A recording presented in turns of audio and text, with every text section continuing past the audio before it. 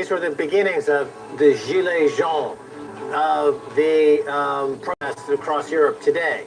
It was all connected. It's all based on the exact same concept of bankers printing too much money, creating this wealth and income gap, and it's a delayed or deferred riot. You know, the violence was baked into the fiat cake, and now leaders like Macron are getting classes protect only themselves. When the financial merry-go-round lifts only the 1% up. It's time to ignore middle-of-the-road signals. Going underground, bringing real news to Britain and the world.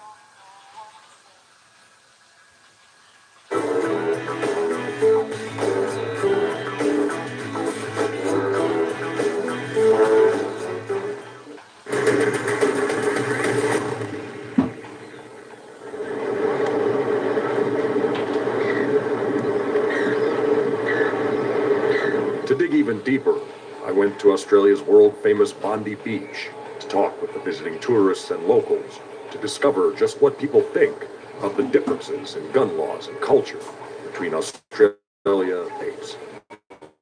It's stronger definitely in the States. It may be close to the States. It's just very normalized that you could have guns of whatever caliber. Definitely Australia has more regulations about that. When I say like U.S., United States, and guns and gun culture, what's the first thing that comes to your mind? Fear? Fear. Yes, definitely. Now, when I say Australia gun culture, what do you feel about like Australian gun culture? It'd be cool, like, just ban them all, like, just live in peace. Well, we had a knee-jerk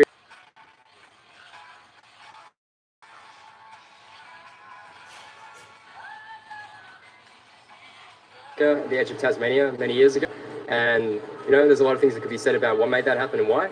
And we had a sharp reaction, and not many opposing militia groups or anything, you know, right wing or you know, those who were concerned with arming citizens and citizens arming themselves. And at that time, we had, you know, every farmer had a gun, and still many farmers have guns, but it's changed a lot. The culture has changed enormously since I was a little kid.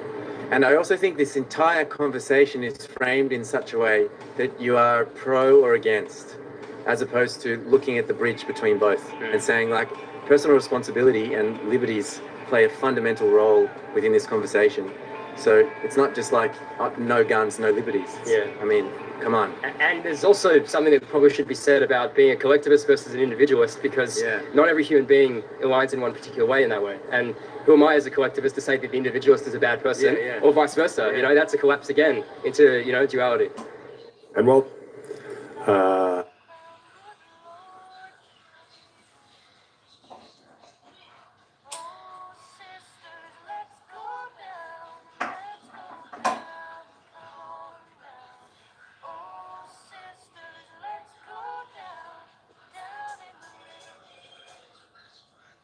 except for Indigenous people.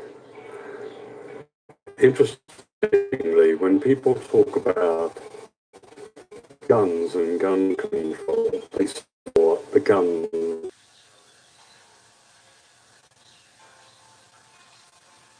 of authority and in plain sight but out of sight took place right up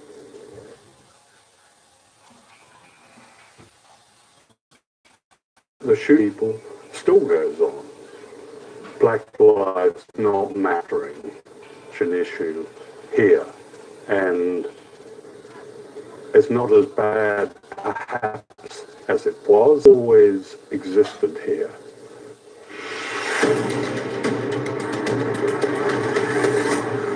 To dig deeper into the violence Pilcher discussed, I traveled. We have had so many of our people either die in custody or die at the hands of police, and where the police is, when you look at it, they have been at fault and no one's been charged. I'll give you an example. We had Mr. Ward from Western Australia. He was picked up on a drink driving card, so they brought him from a community into Perth, into the main city, and it was a private a private prison, CEDCON. And what had happened, there was no air conditioning in the truck that they were bringing him in. By the time he got to Perth, it was 50 degrees in the back of the truck and he melted into the back of the van. So you can imagine what that would have been like. We had another woman in Western Australia back in 2016. She had to go into prison for unpaid fines, Aboriginal people. You know, usually you're in there for minor offences. And she kept on saying she was in pain. She'd been involved in domestic violence before she actually went in there. And they took her to the hospital. They said there's nothing wrong with her. They took her back to the hospital again. There's nothing wrong with her.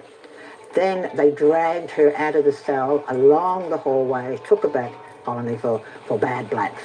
So what had happened, he was out one day, he was a little bit, you know, intoxicated. The police picked him up.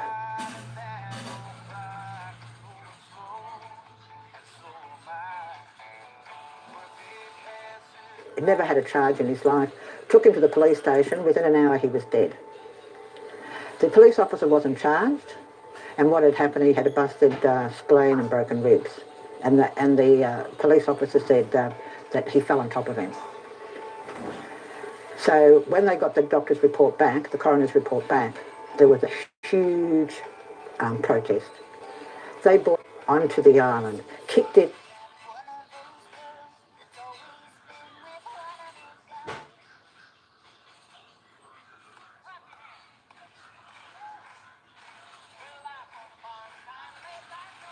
Doors, knocked over people and everything like this, and they burnt down the police station as well. The local community burnt down the police station. One guy was charged with creating the riot, so he got 4 years jail. And other men got this. He won the case for $220,000, and then they did a class action case for the whole island for 447 people. That's not the whole population, but 447 people. They were awarded $30 million, but that has to be recognised by the federal government. They have to approve that. So you've got white Australian people going, why are you giving black people $30 million? The pain and suffering that they had, you know, young people were kicked to the floor, grandmothers were knocked over. When you're in a mission charged by killing a, you know, First Nation or Aboriginal person.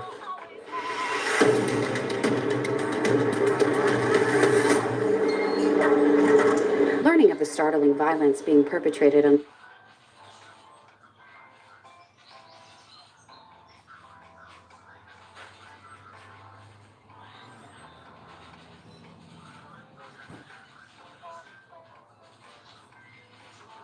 the Aboriginal and First Nation peoples of Australia by the guns of authority exposed some striking similarities between Australia and the United States in topics the mainstream media is too afraid to touch in the debate over gun control. This, of course, leaves one last topic in the gun debate to explore: the ultimate culture of gun violence around the globe. Military flags. It's interesting because, you know, part of the gun control debate that doesn't get talked about a lot is that, you know, how it ties into the military-industrial complex. I mean, you've got, you know, weapons maker. Walk past in Canberra.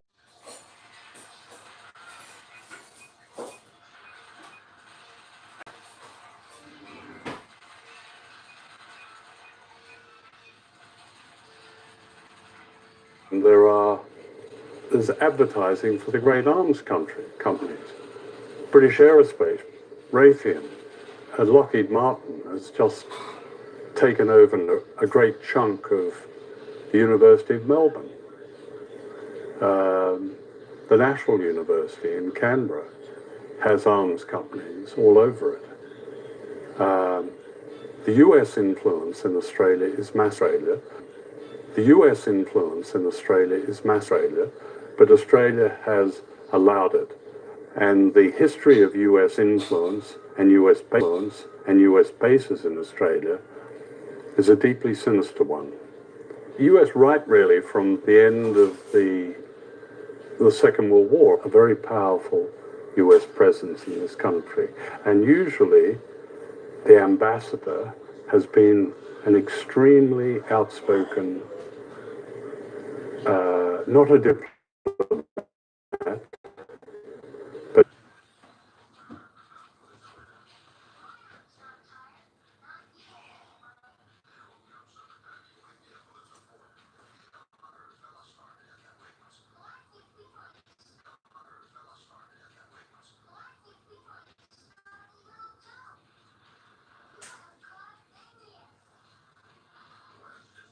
protagonist of US war policies.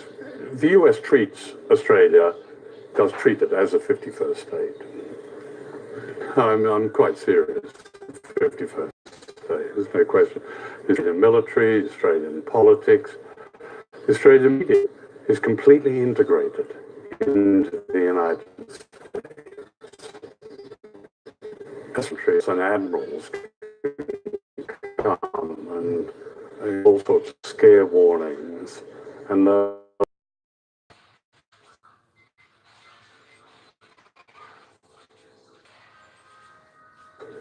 but it gets media attention, and because America's agenda in the Pacific is to confront China, Hillary Clinton, Star Asia in 2011, came and announced it before the Australian Parliament in 2011. That was Hillary Clinton's policy. And you now have bases that go all the way from one of the most important US spy bases designed and set up by the CIA at Pine Gap, right near Alice Springs, all the way to a Marine base in Darwin. There are others around the country. Of Malcolm Turnbull is building one of the biggest war machines and creating weapons industry. So for you today, remember everyone, in this world we are not told that we are loved enough, so I tell you all, I love you, Al Ventura. And I'm Tabitha Willis.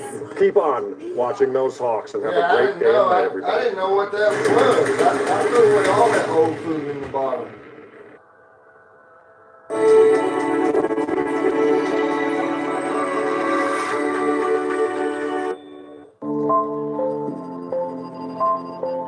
When all truths seem wrong, when all rules just don't hold,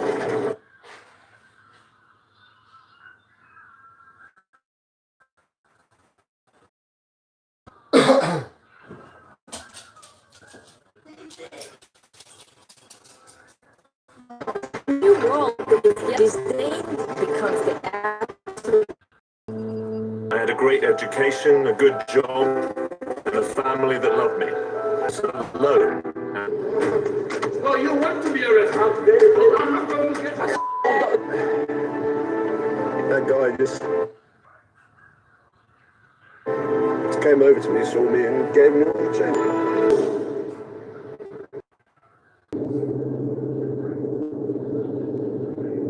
Entonces ahí pues vas viendo la tradición, las fiestas, y ya te vas porque si naces en Tultepec, pues naces con la pólvora misma.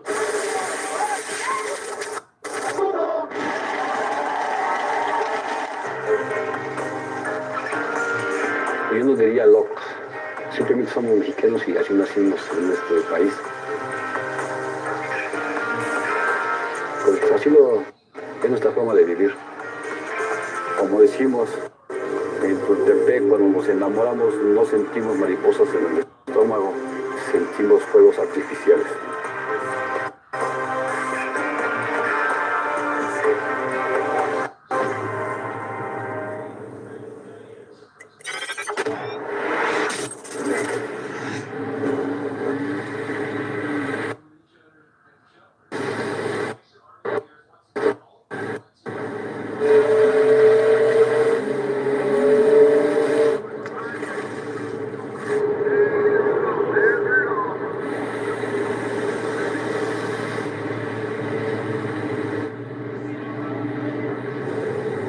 soldiers were injured after an arms depot was hit.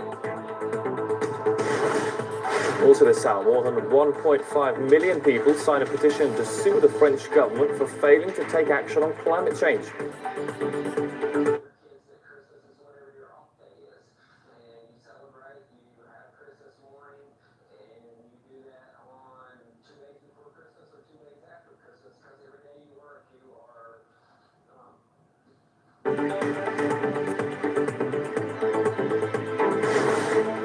Also this hour, fears grow that notorious mercenary army Blackwater, implicated in civilian massacres in Iraq, is making a comeback.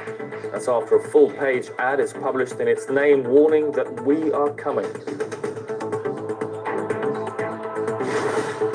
And a Russian town becomes the focus of a national scandal after the children of local officials go on a trip to Turkey using charity money.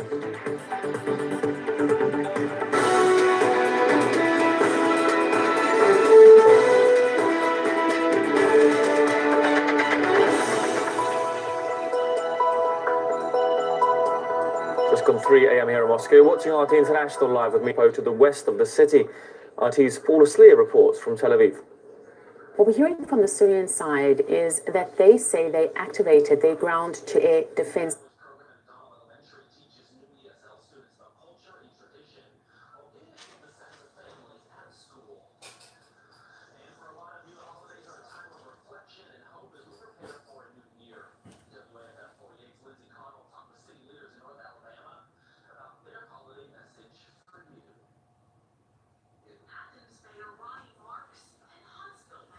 Missile systems in response to incoming missiles from Israel. What we are hearing is that they managed to intercept 8 out of 10 rockets.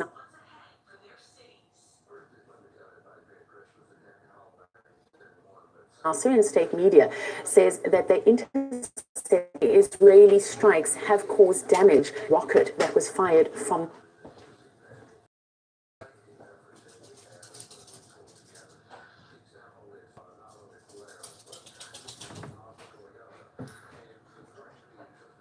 the Syrian side. Now, all of this is hot on the heels of the American President Donald Trump announcing that he was withdrawing American troops from Syria.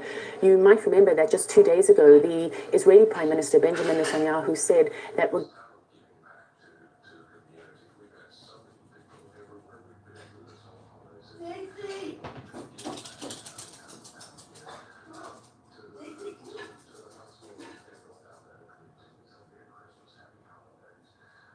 regardless of whether or not the United States withdraws, Israel would continue to act forcibly in Syria. The decision to withdraw 2,000 US troops from Syria will not change our consistent policy. We will continue to act against Iran's attempts to establish a military presence in Syria. And France over climate inaction. Charlotte Dubinsky takes up the story. Seems this was not the present that Macron was hoping to find under his Christmas tree on Christmas Day. This petition that's backed by 4 charities, including 2 charities here in France. And it's not just garnered more than 1.6 million signatures, it's also being backed now by French celebrities. We are simply going to sue the French state for its inaction regarding climate change. We're trying to...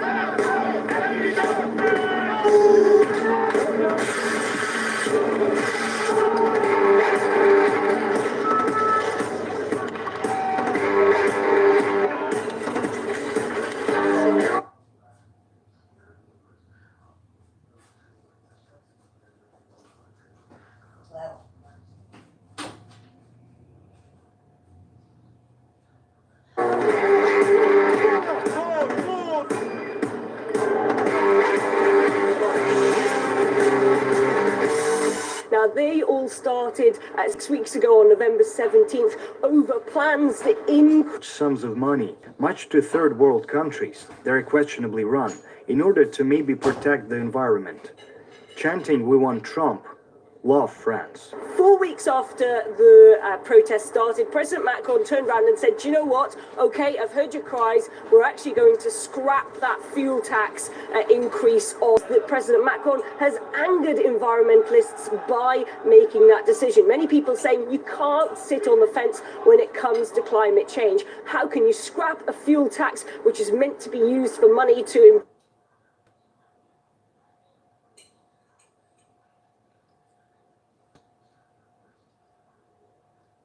improve the environment and say at the same time that you're fighting to protect the environment? The international community remains committed to the fight against climate change. France and Europe must show the way. The fight goes on. And this comes amidst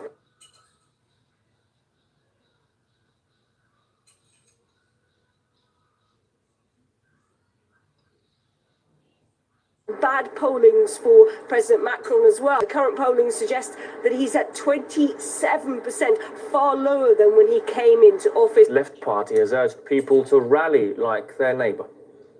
There should be more resistance in Germany. We need more people to come to the streets. That's how we'll achieve our aims. Let's pressure the government, the politicians, to bring about social justice.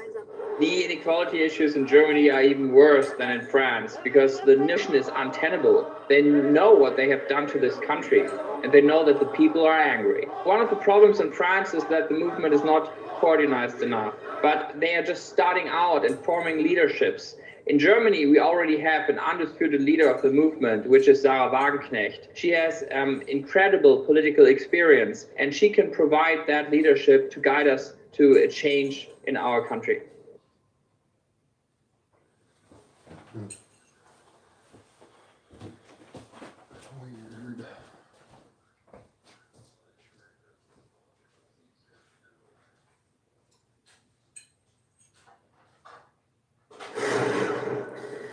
We are coming. That's the chilling warning in a bizarre full-page gun magazine advert in the name of one of the world's most notorious mercenary armies, Blackwater. Top private military contractor Blackwater was banned from Iraq in 2007 after numerous horrific reports of massacring civilians. What makes the ad even stranger is that Blackwater was renamed to Academy, leaving many to speculate that the infamous name is plotting its return. Request permission to engage with intent conduct a smash. Over.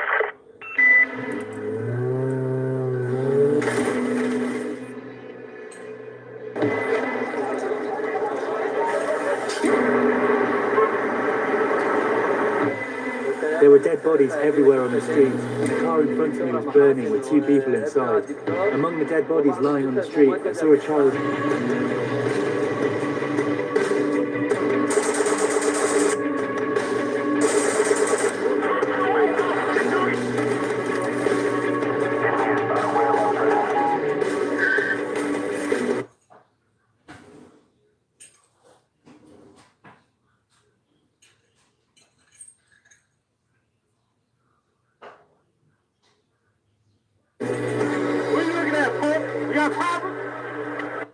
We've requested comment from both the magazine and the company that now owns Blackwater. We'll let you know when we get a reply. Blackwater founder Eric Prince recently published plans to replace US troops in Afghanistan with a massive private army. The idea was repeatedly turned down by Defense Secretary Jim Mattis, but he's now stepping down. Trump last week announced he's halving the number of Pentagon troops in the country and also putting the military out of Syria altogether.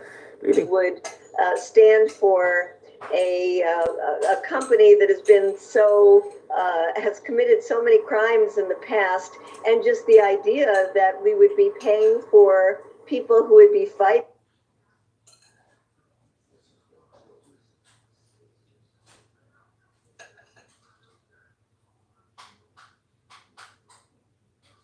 for profit. We've privatized so much of our military already, but it's been all of the services that the military needs, not the actual fighting itself. But let's be clear about one thing.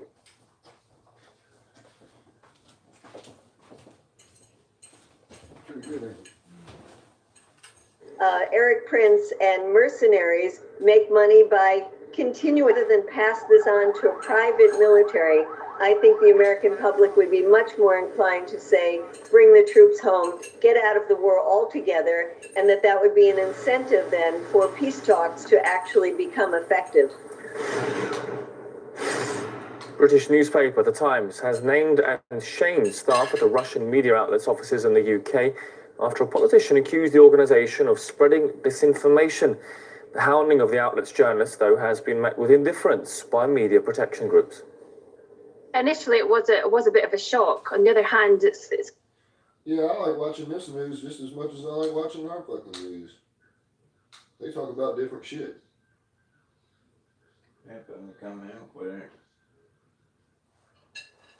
kind of hardly surprising given the anti-Russian sentiment that is, prevalent in all UK newspapers just now. But it's not nice to see your picture up there with your name, etc., and under the headline of being part of a Kremlin stooge. But as I say, it's very much part of what's going on just now in the UK. The Sunday Times has been so thorough in its reporting of the threat of who suggests that their assets should be frozen. I would go as far as call it harassment. I think putting the pictures, the photographs of people who work for Sputnik on in a newspaper like that, I think is tantamount to incitement almost. It might put those people's lives in danger. I'm a member of the National Union of Journalists, and I'll be writing to my union.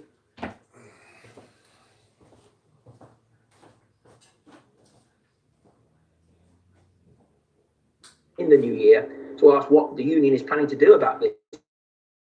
Journalist and media organisations here in the UK have had to develop a thick skin over the past few years as tensions between London and Moscow have heightened. Articles calling for outlets like RT and Sputnik to be banned have become a regular occurrence. But recently, the big papers have gone a step further and they've started singling out the journalists working for Russian media outlets. This is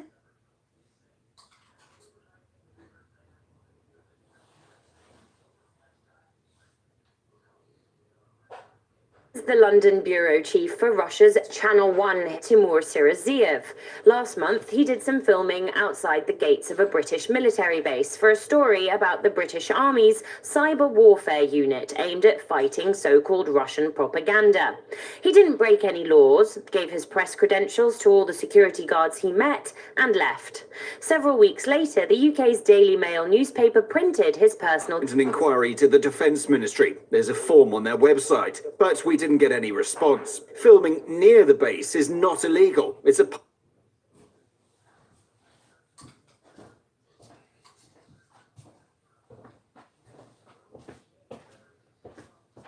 public area, public land. You don't need permission to film there. You need permission to get inside, talk to the staff.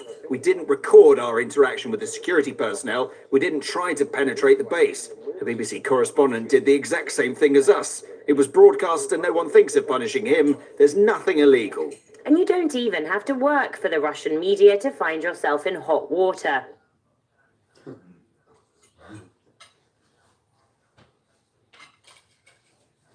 Just expressing views that aren't the mainstream is enough to be labelled a Kremlin stooge, Putin's pawn, or useful idiot.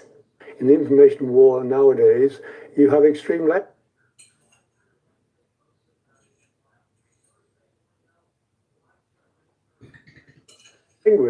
and if you find someone about Lenin, they were useful idiots. The Sputnik story isn't the first time the Sunday Times has used the naming and shaming tactic. Back in October, the paper took aim at the tongue-in-cheek ICYMI YouTube channel, which from RT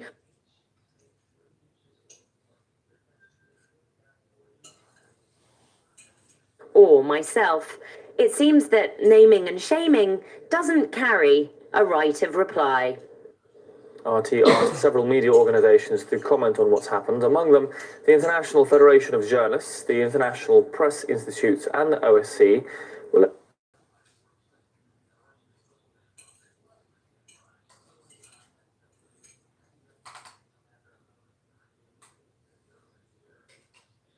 When we get a response. And German magazine Der Spiegel says it's reporting one of its former top journalists to the police over allegations he stole donations made to people. One man who's popularized the term fake news is Donald Trump. Here's a look back at some of the year's biggest fake stories. The fake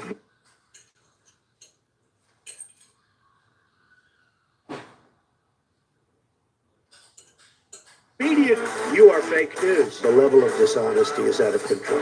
Information that was false and fake. I realized how nasty, how mean, how vicious, and how fake the press can be. Very fake news.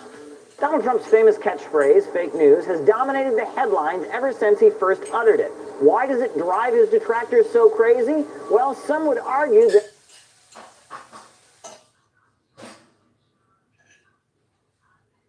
it's true. False information and deceptive reporting seems to be everywhere. Let's review some of the fake news of 2018.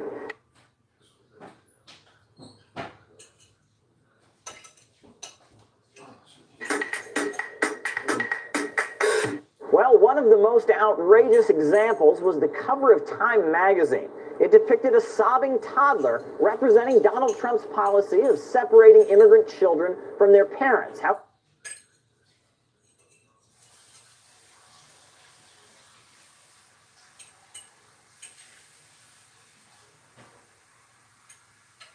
However, it turns out that the girl in the photograph was not separated from her mother.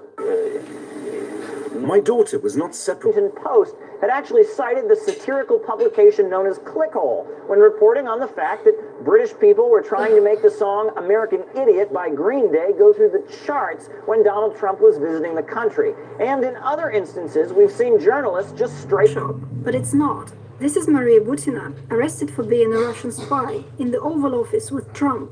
Turned out that she was wrong. The person in the photograph was actually a National Security Council staffer. But in the journalist's defense, they both do have red hair.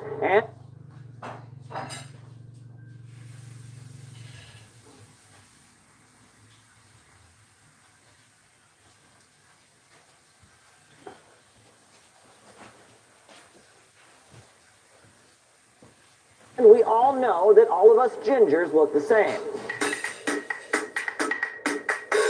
How about a paper on canine rape culture in dog parks or a feminist rewrite of Hitler's My Struggle? It turns out that this year, fake news was used. And will recommend its publication in Gender, Place, and Culture. You've done very good work.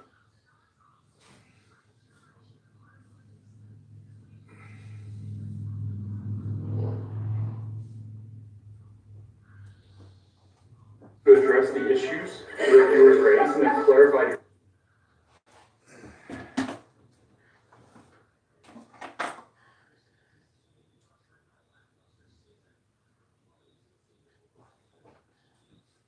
Pen it came with. Okay, anybody with a free hand, get down on your knees and look for that pen. And for God's sake, find it fast. Father, as long as you're down there. I'm praying already, sir. You got us all wrong. We doctors, we're good guys. Look at the white hats. Pierce, whatever you do, try and calm that boy down. Calm him down. What do you want me to do, sing him a song? Music at yours, Ark. Hush, little baby, don't say a word. Papa's gonna buy you a mockingbird. Feel free to join in if you know the words. That's the ticket, Pierce. Keep singing. If that mockingbird don't sing, Papa's gonna Papa's... What does Papa buy? A diamond ring. Everybody. If that diamond ring don't shine, Papa's Silver line. Where the hell is Clay or that ether? If that silver mine goes wrong, Father, what are you doing down there? I found the pen. Well, get it up here. Well, move your damn foot. You're standing on it. Papa's gonna buy a cannonball. Hold him steady. For God's sake, hold him steady. Okay, stop singing. I got it. Now you show up. Where were you a minute ago when we needed a baritone? Hello? Yeah, this is Major Charles Winchester, MASH 4077. I wish to send a telegram to Honoria Winchester, 30 Briarcliff Lane, Boston. Yeah, Massachusetts. Your name? My dear sister, an incredibly profound experience has served to intensify the significance of your last letter. It made me realize with keen awareness how precious is life and the loved ones with whom we share it. You are about to receive several boorish letters, which I deeply regret sending. Please attribute them to greatness of distance and narrowness of mind. I finally realized to my shock and shame that you are no longer the naive little sister that I left at home. I wish I could be there to share the pain you must feel. It's only now that I have begun to comprehend its depth. Stop. Love, Charles. Got it? Thank you.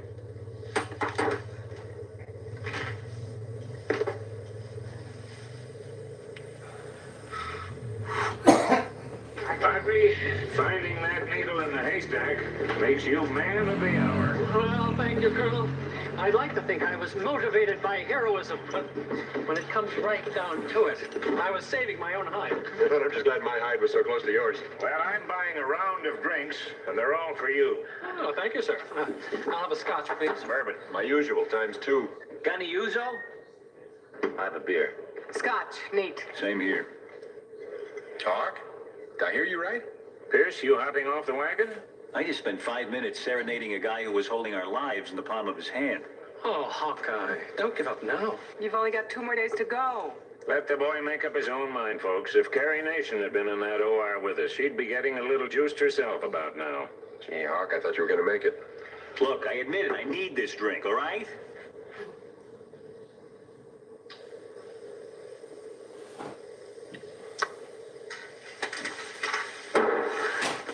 I'll be back when I want it, not when I need it.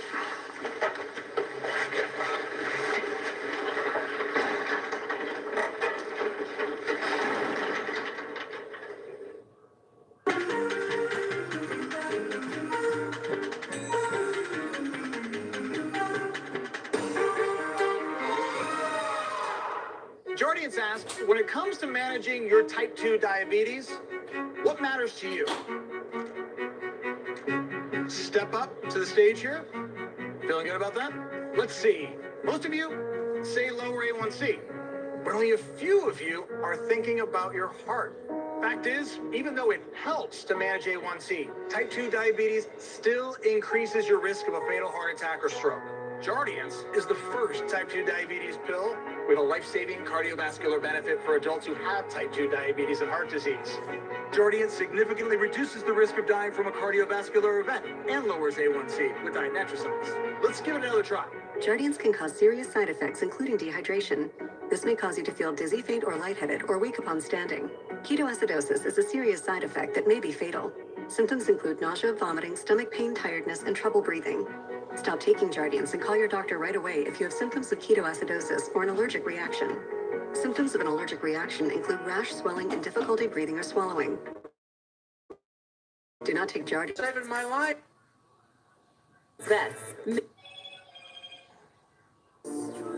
Please find it in your heart that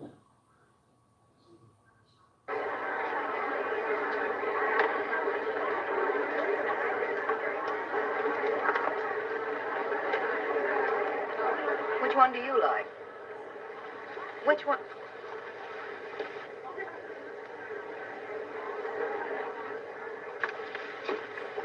Hey, Sherry. Pick from the pictures on the wall. We're starting in good time. There'll be plenty of feed for the stock and not too many ahead of us yet to crop it thin. We've got good equipment, the best I ever took across. You can say that again.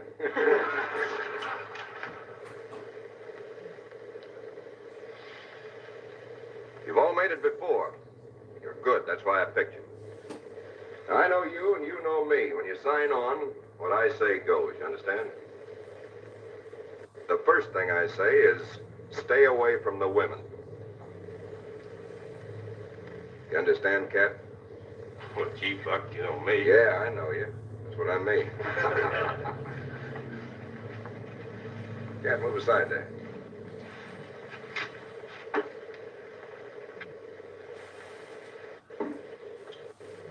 What are you doing here? I go to California. What's your name?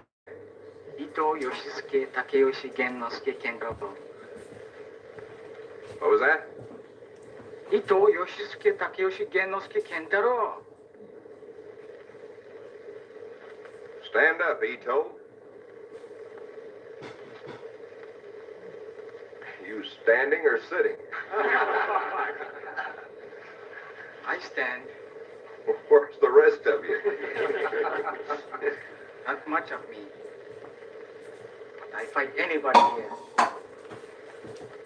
I fight you too, big boss. I get licked, but I fight. Can you cook? Oh, anybody. Nice job. Just keep the coffee hot and handy. I hate women's cooking.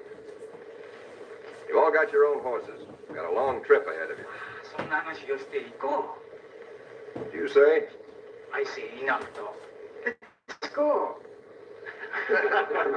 You heard the man. Let's go.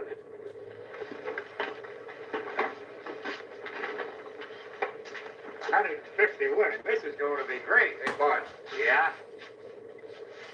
You ain't going. What do you mean? You ain't going. I meant what I said. Stay away from the women. Now back. Don't do that.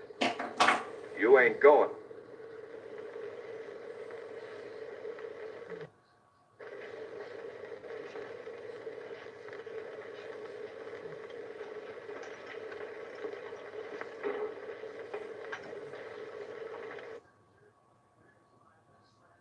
Saturday morning. So that's why I'm saying that dry weather is awfully nice right now. Go ahead and take advantage of what we have. Could pick up half an inch to about 1 inch of rainfall, locally 2 inches, depending on where you are. Just for Thursday alone, another half an inch to 1 inch is possible as we go into Sunday. Hopefully we bring in the new year on a dry note. Thanks, Christina. Well, did your kids get any clothes for Christmas? If so, you may want to pay attention to this. We have 2 different recalls for children's clothing. The Consumer Product Safety Commission Children's Place has recalled nearly 15,000 infant snowsuits due to a choking hazard. The metal snaps on the snowsuit can detach, which poses that choking hazard to young children. And the company store has recalled about 13,000 children's robes because they failed to meet the federal flammability standard for children's sleepwear. For information on how to get a refund, search for Christmas Recall on WHNT.com and our app. If you've traveled this Christmas holiday, hopefully you've noticed a bit of a gift at the gas pump. Gas prices in Huntsville have dropped 3.1 cents per gallon in the last week. The average price per gallon now $2.03. Gas Buddies released the data yesterday after surveying more than 260 stations in the Huntsville area. And by the way, the national average is also down, but at $2.31 per gallon, it's a bit higher than the Huntsville average. Today marks the 4th day of the partial government shutdown as President Trump pushes to get funding to build a border wall. Meanwhile, the president wished American troops a Merry Christmas from the Oval Office. There's no greater privilege for me than to serve as your commander. And you know that. Being commander-in-chief of what we're building, what has been built, but what we're building is something really very special. The members of all 5 branches joined him remotely this morning. The troops are stationed in Guam, Bahrain, Qatar, and Alaska. And he underlined how grateful the country is for their service and sacrifice away from their families. 3 astronauts are also spending time away from their families this Christmas, and NASA tweeted out a holiday message from 2 of the International Space Station crew members. They're 250 miles away, orbiting the Earth, and from there they have a view and a perspective of the planet unlike any other. We have a view of the planet unlike no other, and the holidays are a time to remember unity and peace. And when we look out at the Earth and we see a borderless planet, we really are fortunate to have that perspective on Earth. I can only imagine. The astronauts feasted on a Christmas dinner including turkey, stuffing, cranberries, cookies, and pies, prepackaged in NASA-ready-to-eat pouches, so it's not exactly like what we get at Mom's. Yeah, it's a little different. It's a little bit different, yeah, but I can just, it's hard to get my head around that. Absolutely. Well, we're going to check in now with WHNT News 19's Jerry Hayes to see what else we have lined up for our viewers tonight. I'm Jerry Hayes. Over the next half hour, we're going to take a look back at some of the stories that touched our hearts. This is the best of 2018. Coming up, the rescue effort that had people tuning in from across the country. I know, me for one, I started crying. The story of Toffee the dog. And 9 kids and 6 babies. we'll catch up with the Waldrop sextuplets and their family.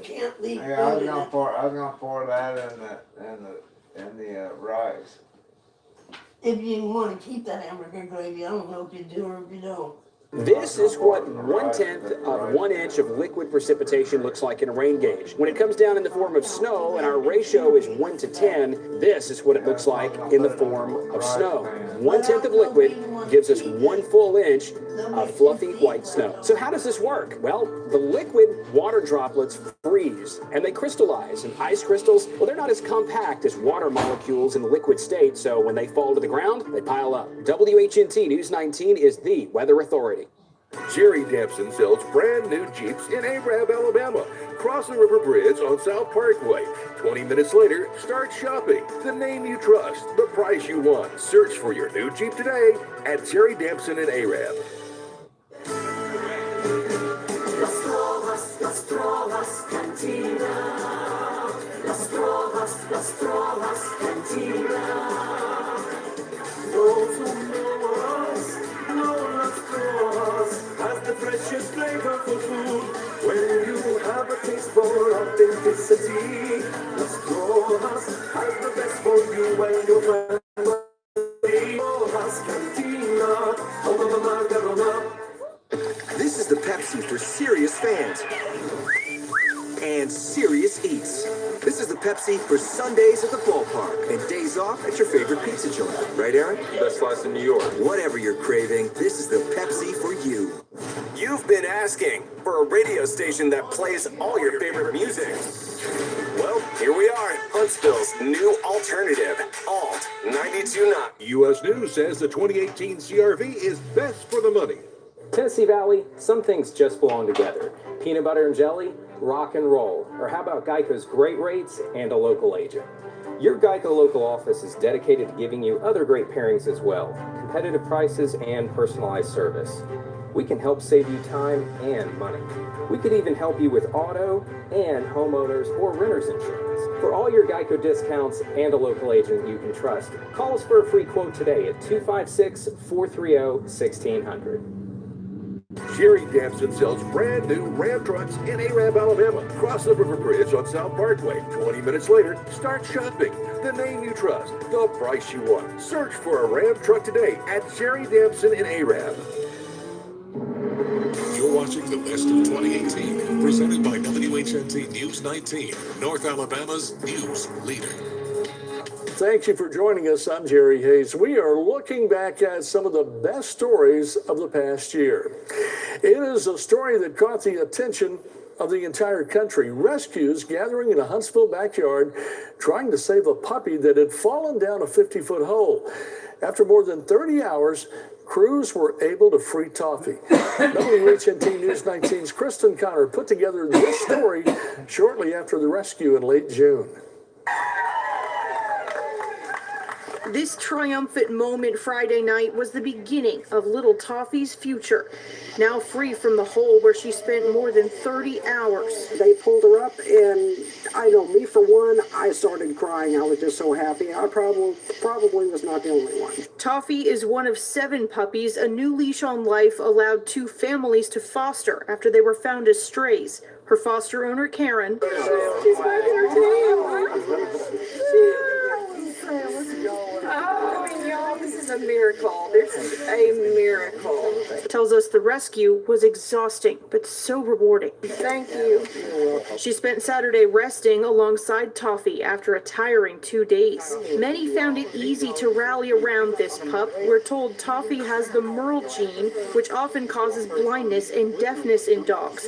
But perhaps now it may be easier to find her a new home when she and her siblings are old enough to be adopted in a few weeks. We've learned several people have shown interest in taking in this little lady for good. Now, Smith tells us she plans to patch up her backyard trouble spots in hopes this doesn't happen again. We're gonna cover that hole up. About this time 1 year ago, a Marshall County family welcomed 6 new blessings into their lives. The Waldrop sextuplets were born in December 2017. They have 3 big brothers, and parents Eric and Courtney Waldrop have their hands full. WHNT News 19's Laura Christmas paid the Waldrops a visit this past summer, about 6 months after the sextuplets were born. Daddy, in some ways, things are the same outside the Waldrop's Albertville home since we visited last year. But inside, that's a whole other story. With 9 kids and 6 babies, it is definitely a challenge finding time for anything other than taking care of our kids. The babies sleep all through the night. The good Lord knew He had to give us good sleepers or we just wouldn't survive. There you go. With 3 little boys and sextuplets. Let's go get the other ones. Eric and Courtney Waldrop have found a whole new... They're the best babies. They are the best babies, but it is 6 of them. And Tag, Rain, Blue, Rawlings, Lake, and Rivers, plus their brothers Sailor, Bridge, and Wales, keep things busy. So we've been very, very blessed with a lot of love and support. We wouldn't be here right now without all the love, support, and prayers. To think where we were at a year ago and where we are now, we're just extremely blessed. It's been a really long journey. It's been hard at times, but it's also been, it's been such a blessing. Actually, 6. 6 blessings. Yeah, the Lord definitely saw us through. In Albertville, I'm Laura Christmas, WHNT News 19. The Waldrops posted this photograph in early December on their Facebook page. And since Laura's interview, a reality TV series has started airing called Sweet Home Sextuplets. The Waldrops also held a 5K run and walk to help give back to the community that has helped them so much. Coming up, here it comes, a father returns home from serving our country to meet his young son for the first time. At first, I didn't know how he'd act when he first saw me. And a long-awaited wedding. We're extremely blessed. As 2 Marines get the celebration they had to delay for 7 years. Register now at Huntsville Bible College for classes beginning January 9th. I got into school quickly. My classes were awesome. My teachers were amazing. Call 469-7536 or visit hbc1.edu. My name is Kaylee Brown, and I'm the kitchen manager at Walton Southern Table. One of my first memories of cooking catfish was probably when I was 3 or 4 years old. And I had just caught it from the river, and my mom and I filleted it, battered it, and fried it for the family. Our customers love our catfish because it has a clean and crispy taste, and it's made to order every time. Trust me, you will want to try Walton Southern Table's catfish. It's the season for sugar and spice. Measuring, mixing, melting, stirring things up. It's a sip, a taste, a nibble. It's the perfect time to let us do the cooking. Find the perfect platters for your event in our Gather and Share brochure. Publix, where shopping is a pleasure. Jimmy Smith Buick GMC is ringing in the new year with incredible lease options. I'm Elizabeth Smith, inviting you to imagine yourself behind the wheel of a stylish 2019 Buick Encore for $0 down and just $299 a month. Or how about the popular 2019 GMC SLT Terrain for $0 down and only $399 a month. You'll find us on Highway 72 on the east side of Athens or online at jsmithcars.com. Jimmy Smith Buick GMC is your neighborhood dealer. Score big savings at the Beds Express year-end clearance sale. Save up to 50% on 2018 models, floor samples, discontinues, and more. Don't fumble your chance to save. Beautyrest, Serta, Stearns & Foster, and Tempur-Pedic. All 2018 models must go. Beds Express makes it easy with our 1-year price guarantee, 2-year extended warranty, and 3-year comfort guarantee. Sleep like a winner. Beds Express. We make it easy. Are trees becoming a problem in your life? Too close to your house? Storm-damaged limbs? Disease? Maybe you just want to see the sun again. Well, no job is too big or small for Hemstock Tree Care and Firewood Service. From the first cut to the final cleanup, Hemstock does it all. Cliff Hemstock is a climbing arborist, state licensed tree surgeon, and he's willing to go out on a limb to help you and your yard. For professional tree removal or a free estimate, call Hemstock Tree Care and Firewood Service today. Register now at Huntsville Bible College for classes beginning January 9th. They sincerely, honestly, truly care about the students. Call 469-7536 or visit hbc1.edu. Time away from a loved one is never easy, so it's a special time when you can reunite with them. But for one soldier, a return home brought more than a reunion. It brought the first ever meeting of his young son, born days after. Here's WHNT News 19's Kelly Vaughn. Nearly 11 months of waiting down, just minutes left to go. Families waiting for husbands, wives, brothers, sisters, sons, daughters. Some waiting for dad. This is Riker. This is Brockman's little boy. Riker's dad, Bryson Ferris, has been gone for almost a year. He's been serving in the Middle East with the 115th Signal Battalion. Missing him has been one thing, but this little guy kind of makes it a little bit sadder knowing that he's not seen him. Riker has never met his dad in person. He was born just 4 days after Bryson left for service. Yeah, it's been emotional, just knowing he hasn't been here, to hold him and take care of him and see him. The months of phone calls. Oh, I do see him. And FaceTimes. See that person right there? That person looks like you. Thing. That first hug from your dad. Here he comes, here he comes. That first time holding your child. Overwhelming, honestly. Nervous. At first, I didn't know how he'd act when he first saw me. Bryson says he will soak in every moment with his son now that he's finally back home. You buddy. In Huntsville, Kelly Vaughn. Daddy's missed you. WHMT News 19. We all have days in our lifetime that we cherish and will never forget. A Tony couple got one of those this year. It was something old, new again.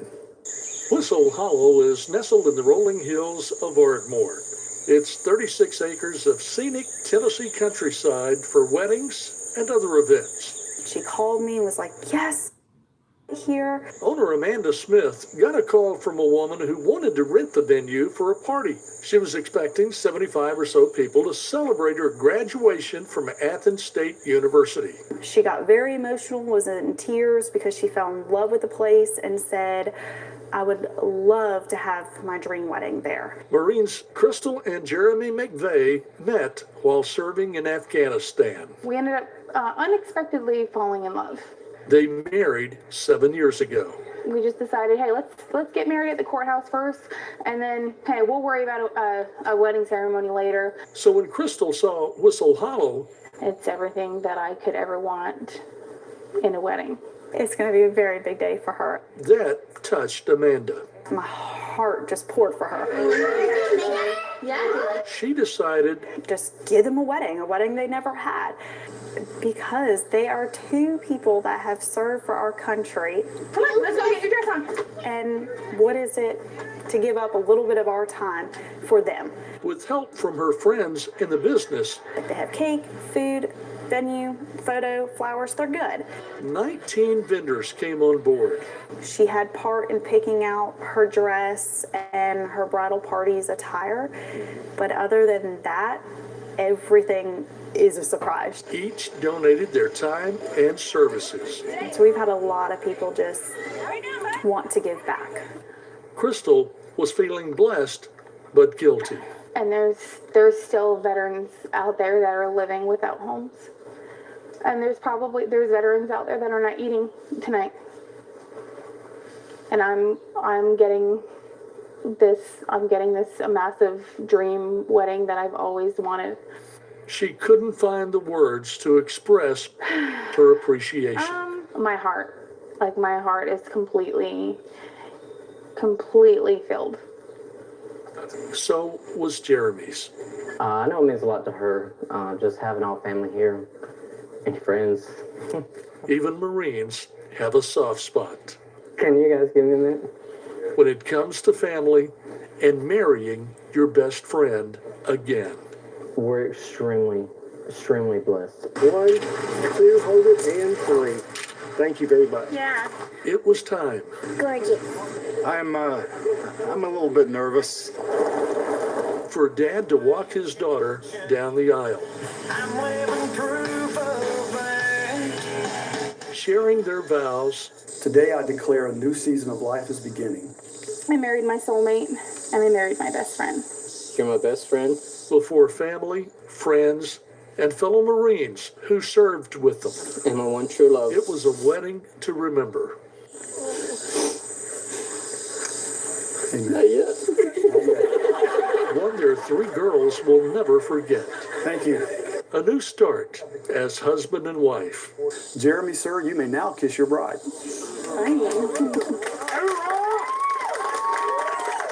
A time to celebrate. Now what we're going to do is Mr. and Mrs. Matei. Oh, it's beautiful. A time to remember those who worked with them. I don't have enough thank yous. So thank you from the bottom of our hearts.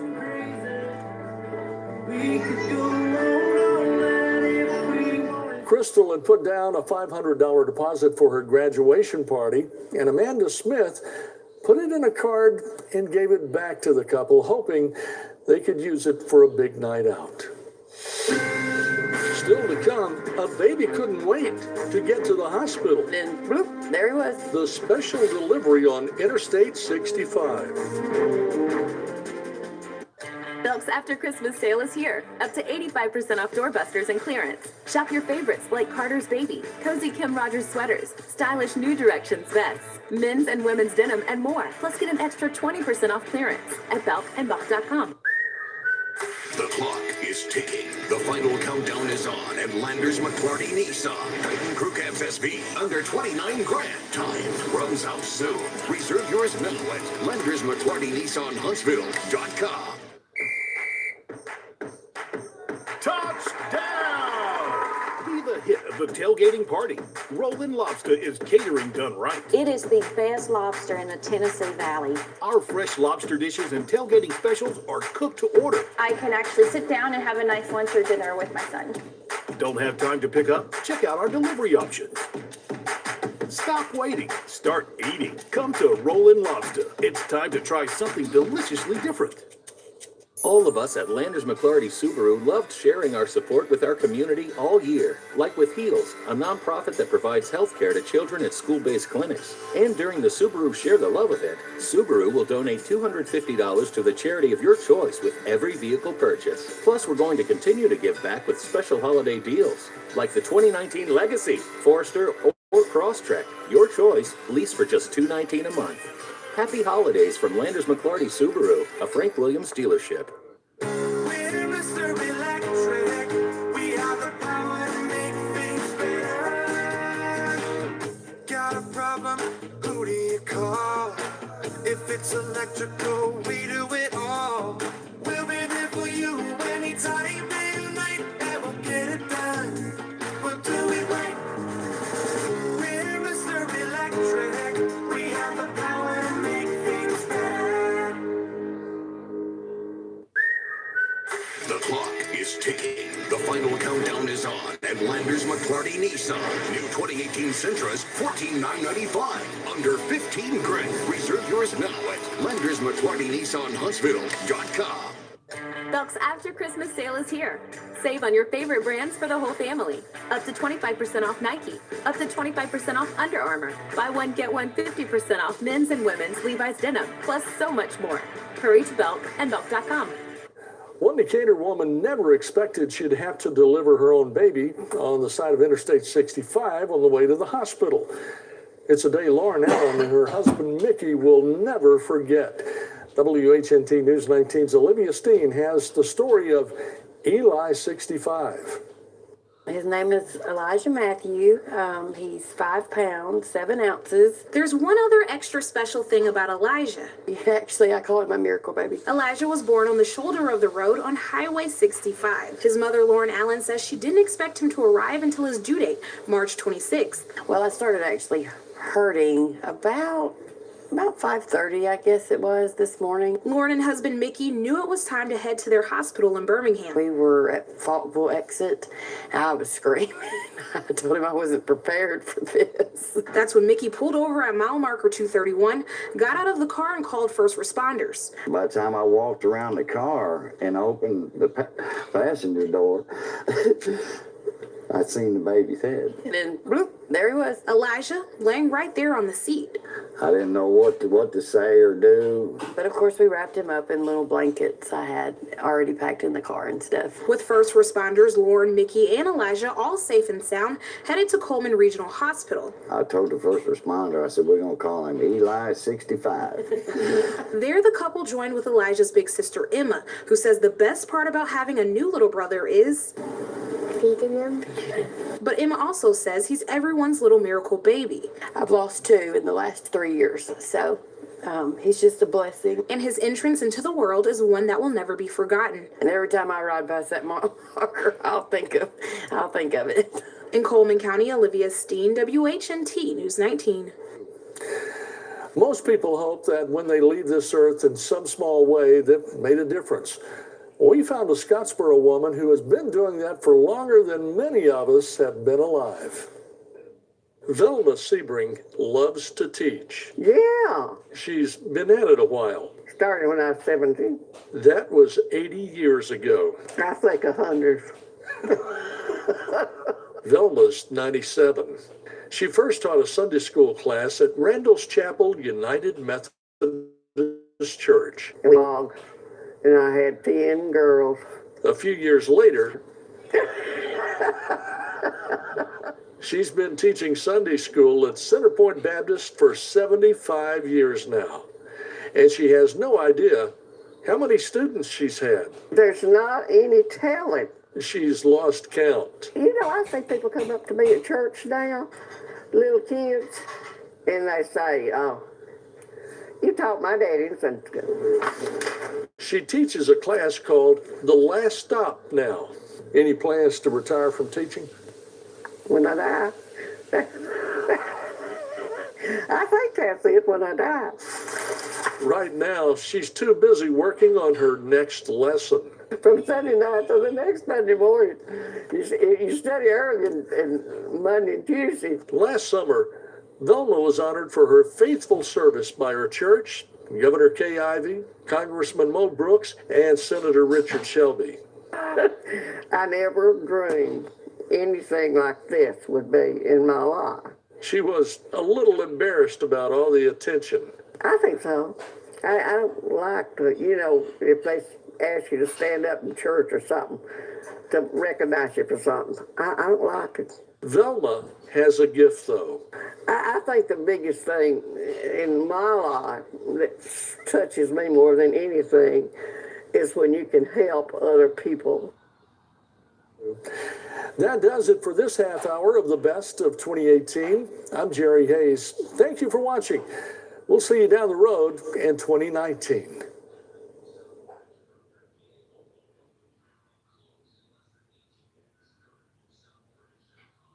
After a car accident, you know what really scares the insurance company?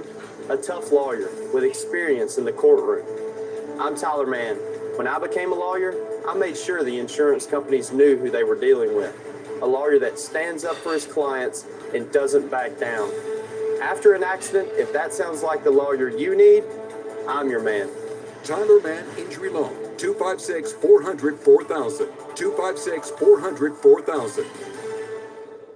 Understanding the difference between live armor radar and old Doppler technology is as easy as pie. Old Doppler technology uses one beam, which provides a sliver of information about the storm, kind of like not knowing what the toppings are on your pizza. Live armor, a dual pole radar, sends out 2 beams, delivering lots of detail, telling the difference between rain, snow, or pepperoni. The Weather Authority delivers everything you need: accurate forecasts, area knowledge, and live armor radar, exclusively on WHNT News 19. Thank you, Tennessee Valley, for watching the Weather Authority.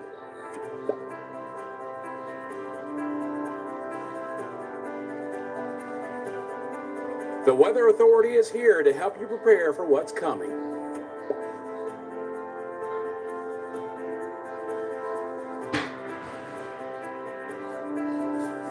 experience, technology, team. That's what you get when you watch WHNT News 19, your weather authority. North Alabama's news leader always looks out for you. WHNT News 19 delivers real news, stories to make your life better. Car seats, along with car seat bases, expire. Accurate, reliable. First, it's what makes us your news leader. TVA spent about $4.8 billion on a plant that's about half finished. We're right here to fight for you. WHNT News 19 is North Alabama's news leader.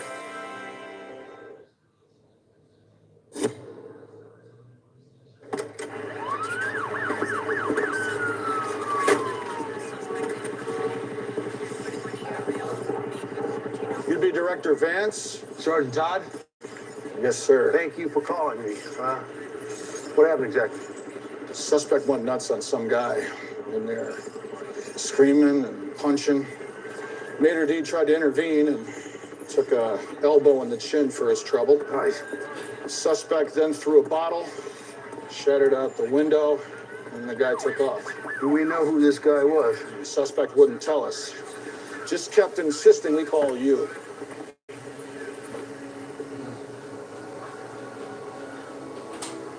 It was him, Leon. It was him.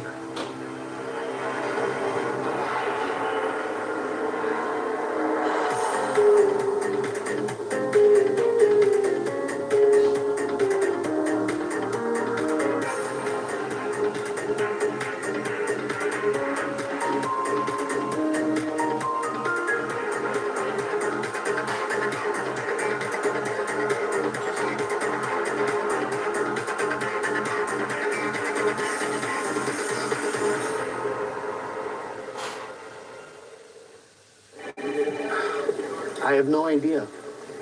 Look, I don't know. I haven't seen her today. Look, Delilah, just let it happen, okay? If there's fireworks, then we'll get good seats at the wedding, okay? All right, love you. Bye. Really? You gonna make us ask? All I can say, never be a matchmaker. Who'd you matchmake? Not me, Delilah. She's setting up Sloan with a friend that's in from Chicago. Wait, Sloan is like Jack Sloan? What? Since when does she need setting up? Spoken like a typical guy who has no idea what it's like for a single woman in Tinderland. It's not that she needed setting up, it's that Delilah thought they might hit it off. Who's the lucky guy? Name is Ray Martin. Dee introduced him online a couple months ago. They're going to meet for the first time tonight. That's exciting. Apparently not to McGee. Well, I'm just worried that if things don't work out between them, it might get, weird between Sloan and I. Well, yeah, I mean, it's always a risk. There's a bomb on a Navy destroyer. Bomb, boss? Or a bomb threat. Do we know which? It doesn't make a difference. Ship's headed back to Norfolk. Go meet it. You're not going? I'll catch up. And I do know what it's like out there, Bishop. It's no easier for a handsome guy. Believe me. Yeah, I believe you believe that, but I believe you'd be wrong. Unbelievable. Commander, what time did you leave port last night? 1930. A couple hours out, the bomb threat was discovered. Why didn't Gibbs come? You think he's okay? Oh, you think he confides in me? I'm flattered. McGee might know. Not me. Security alert team's first priority was making sure the munitions area was clear. Bomb going up there, sink the ship. How many people are still aboard? 15 in my crew, plus base security searching for the bomb. Well, that's to the point.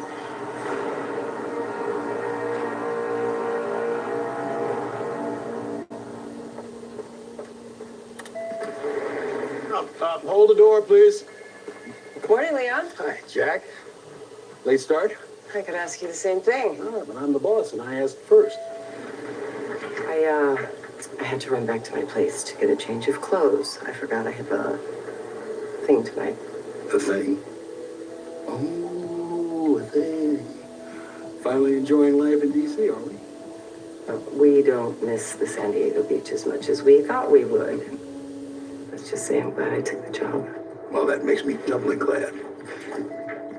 And it saves me a visit. A visit? Yeah, for your HR-mandated 6-month review. I was planning to check on you later today, but this little chat we just had tells me everything I need to know. Easiest review I've ever had. Enjoy.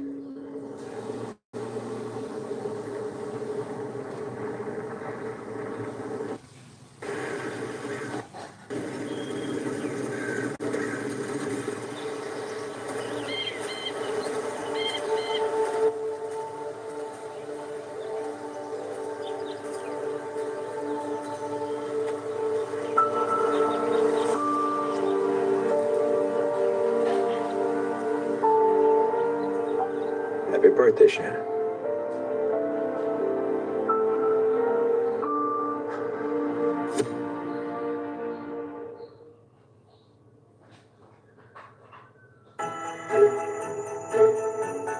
My mom works for Chevy. My dad works for Chevy. We're all part of the Chevy family. And right now, so are you. Because our Chevy employee discount is now available to everyone. Even you. The Chevy price you pay is what we pay. And not a cent more. Welcome to the family. The Chevy family. Use your employee discount for everyone to get almost $4,400 below MSRP on this Traverse.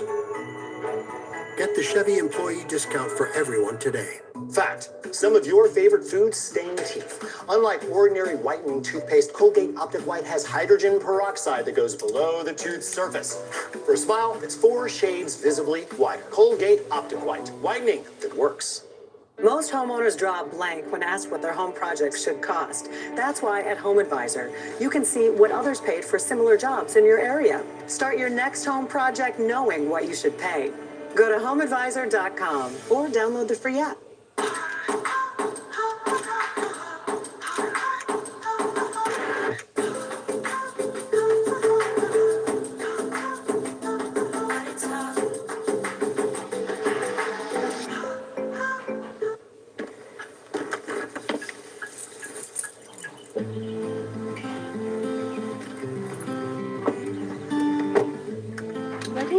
Carla is living with metastatic breast cancer, which is breast cancer that has spread to other parts of her body.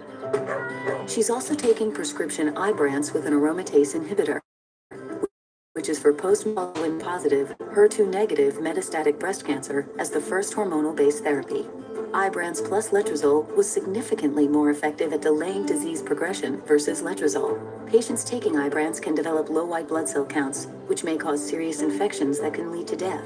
Before taking Ibrance, tell your doctor if you have fever, chills, or other signs of infection, liver or kidney problems, are pregnant, breastfeeding, or plan to become pregnant. Common side effects include low red blood cell and low platelet counts, infections, tiredness, nausea, sore mouth, abnormalities in liver blood tests, diarrhea, hair thinning or loss, vomiting, rash, and loss of appetite. Carla calls it her new normal because a lot has changed, but a lot hasn't.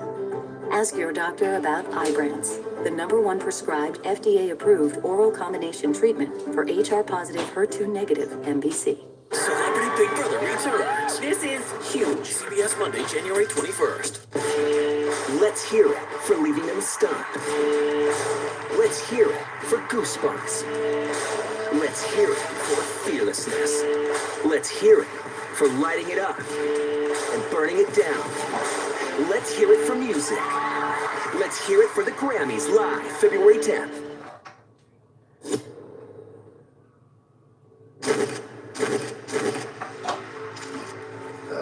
Guys, check this out. It looks like it was used to write the message. Well, hopefully Casey can find something. Hopefully we can get off this boat before he goes boom. Boat? It's a ship. It's a destroyer. I keep hearing the blender, and I think she's making margaritas. Regina's making margaritas. Oh, God, Regina's making margaritas. First thing in the morning? My bad, it's just a smoothie. It's just a smoothie. It's a smoothie. Oh, that sounds good. What kind? What kind? Who cares? Who cares?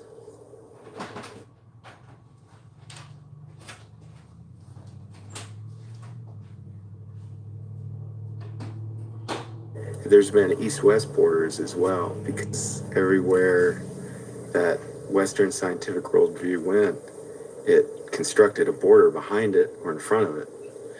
There's a border where it's safe for, the colonies, and, it's dangerous in this area, those were borders of trade and all sorts of things.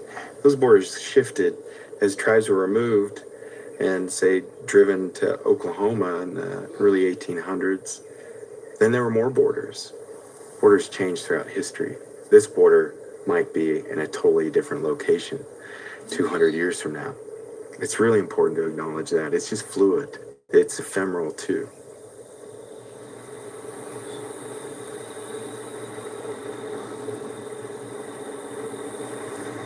Where are you guys going to display the yard at, or?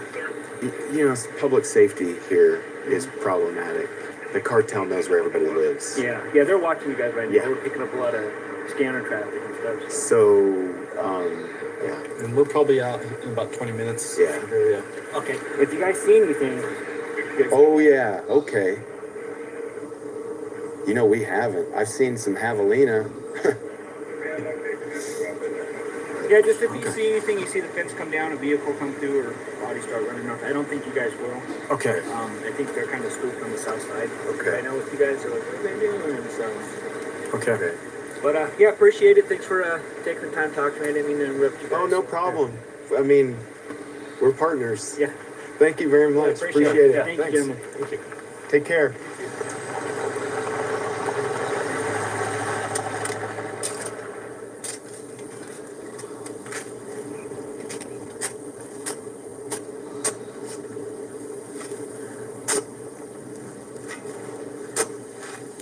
Today, we are basically we're surveying the land to stake out all of the sites where the balloons will be installed. So this here's one of the sites.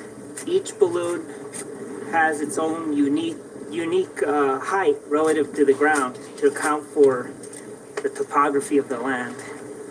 Because at the end, regardless of how the land looks, the balloons are going to look like this in their altitude relative to one another.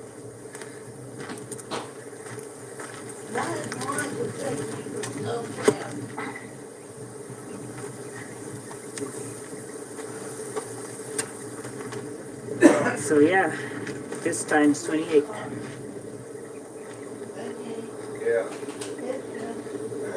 We have permission to be within 100 feet of the fence. From the permissions we've been given, we're in a safe area.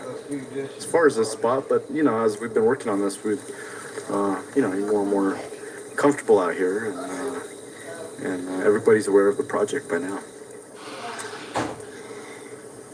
What do you think? Right here? Okay. Yeah, we've been here for 2 years negotiating and trying to broker our own safety. And if we did a good job, probably okay. This is the most geospatially contested area in our hemisphere. It's under intense surveillance, so we're being watched right now. Communications tower 1 mile up there. There's one on the hill there.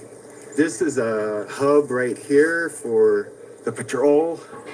You can't find a location around here unless you go probably about 30 miles east of here. You'll start getting away from the surveillance system. But you've got to go a ways. You know, part of this piece too is to demystify the danger in this area, and I would, and Mexico, and I would hope that any Americans coming to see this work would end up viewing it from the other side as well. So, you know, that other side is more accessible, and you don't have the this constant surveillance that you have here, or swarming trucks on you. Over there, it seems to be a little bit more peaceful, actually. Quite a bit. Yeah.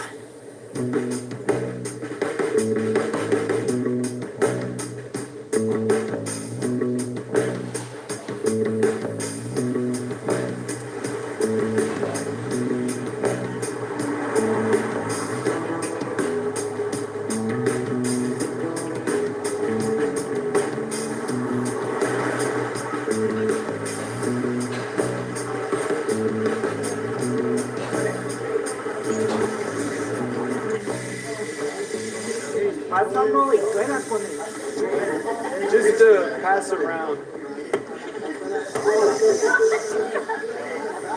Bueno, atención, estos globos puedes comprar estos en la tienda. Si tienes pájaros en tu casa o en el jardín, and the problem is that the birds are making a mess. You know what I mean? Okay. You hang it in your yard. ¿Y qué pasa? Tiene el ojo como el ojo repelente, ¿ok? Los pájaros se espantan, pero nomás por un ratito y luego regresan. But watch, this time, when the birds come back, it's a little bit different because what do you think happens to this balloon? They poop on the balloon too, no? We decided to use these small balloons as a symbol to show this product that doesn't work, to make fun of that, that situation. But also, we thought this product that you buy is beautiful. We thought for our tribes and for a lot of people from South America through Mexico to Canada, they use these eye symbols and the colors, yellow, red. Blue is missing, but it's in our balloons. This demonstrates that in this hemisphere, we have been trading, exchanging, traveling, warring, making babies, speaking different languages as indigenous people from the south to the north. And so, in terms of the immigration debate, the frontera, why we're here, is because we want to acknowledge that we're not just citizens of the US or citizens of Mexico or citizens of Guatemala or Salvador. We're indigenous people. We're citizens of the tribes from which we came from. The news media never talks about people who are crossing as being indigenous people, as being the original inhabitants of this hemisphere.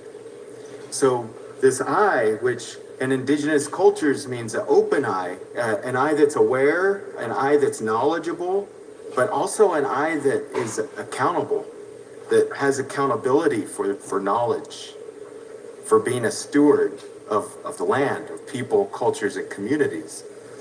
So for us, this is a metaphor that we're taking from the corporation that makes this in China to repel. We're turning it against itself and giving it its real meaning, which is an indigenous meaning.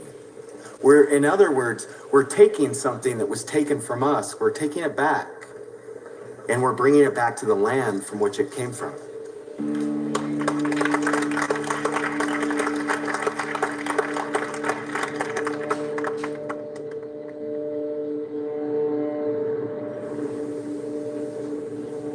I don't never was interested in defining art or any other kind of art particularly. I mean,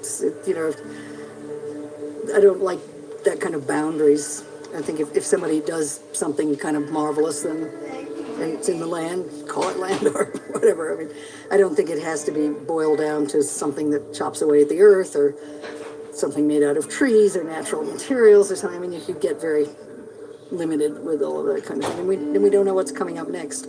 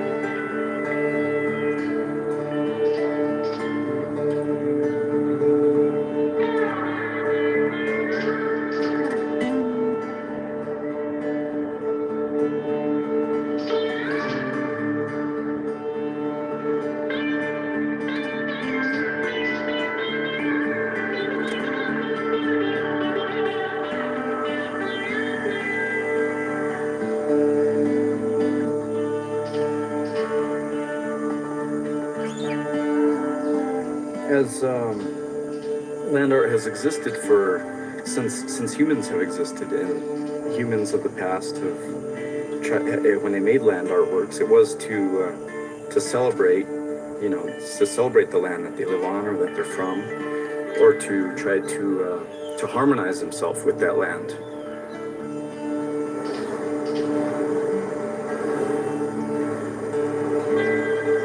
But I think what those guys in the 60s, Robert Smithson and Michael Heiser, tried to do was destroy the land. That's my opinion. And so that's why they're recognized, because they just continued the destruction of the earth and continued to go and colonize different places they felt were theirs. And, we've tried to avoid all that with this piece.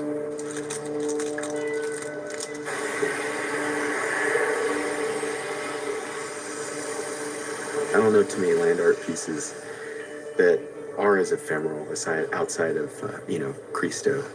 I mean, that's a huge influence, obviously. He's one of the early social engagement, social practice artists, community engagement artists. He's not contextualized that way very often, but that's exactly what he was doing, because there's a lot of power when you go in, you engage a community, you get buy-in, and you get this co-determined quality where, through meeting, through talking, through defining the process together, you're able to bring the community in a meaningful way. He cut that path. We're on that path for sure, and we're trying to honor that path.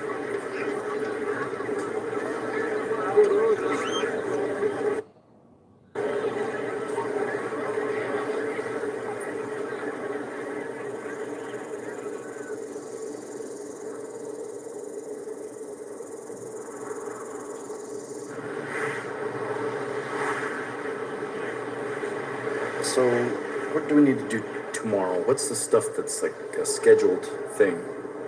We really need to talk about the wind. Being out there today, those balloons, especially in Agua Prieta, like all the shrubs have spines. All of them. All of them have thorns. And it's the same on the other side super too. sharp thorns. We need to maybe start thinking a little bit about a plan. Are we gonna really try to procure as much patch material as possible? Some of these ones are like 80 feet. See, But where the bottom is, I don't know if they're. I don't think. My hope is that they're not capable of hitting the bottom.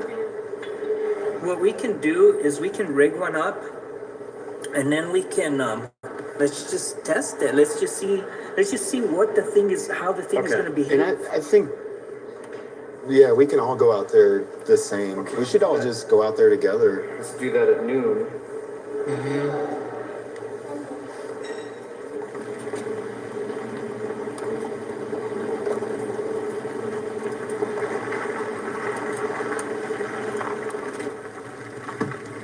Tell me when I can drive faster. Scott. Yeah,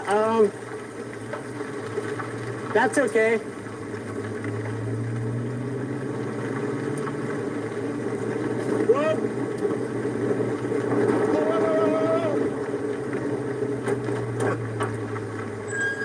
You have to go way slower. Okay, sorry as about soon as that wind kicks, it just wants to spin.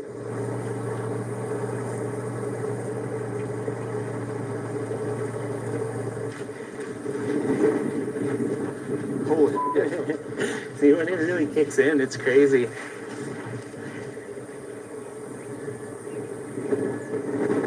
Holy. This just feels like it's just gonna frickin' rip, doesn't it? A little bit, yeah. What do you think about this, man? This rope is gonna be able to handle this kind of stuff? Scott thinks it's okay. The The problem is if it hits like a mesquite, then it's a new rub point and it just starts sawing on that. Oh, this is just a tremendous force. What's the wind on speed? this? It's about 16. What is It goes up to about 20, I guess. See, that's about to touch the ground right there. What are we gonna do? We're gonna bring this down? Why not try to leave it up? I could. Well, you know what? We have spare balloons. Yeah, it's Just already. leave it up. It's Leave it. already likely Yeah. has a couple pokes in it. Let's leave it up. Let's see what happens to it. Okay. We've made it this far. It. All right. Cool. And we might have 2 extra balloons if And we I'm don't not do the- being lazy, I swear to God. Yeah. Okay. Cool.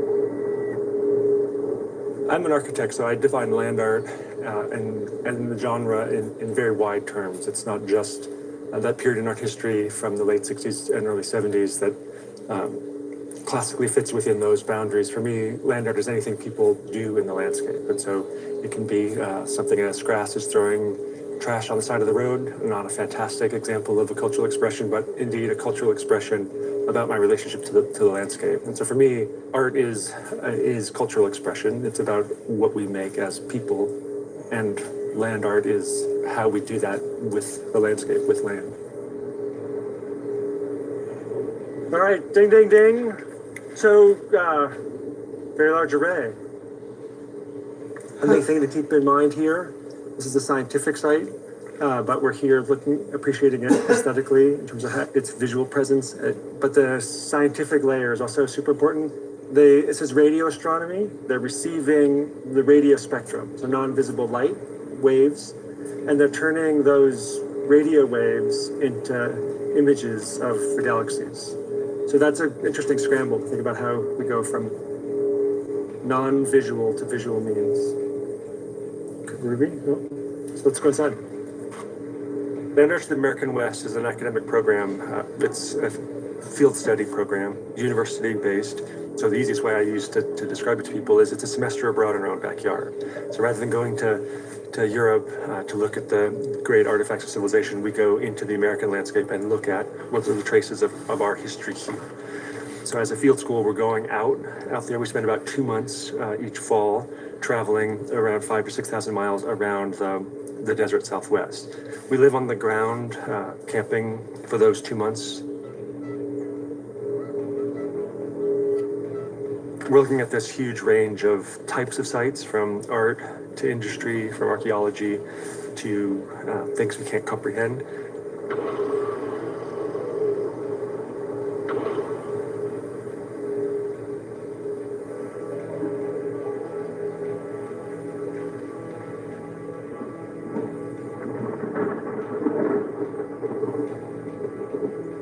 For me, the most important work that they're going to make is work that's 10 years out, and it's how this experience and the work they make shifts and alters their perception of the world and their relationship to shaping the world.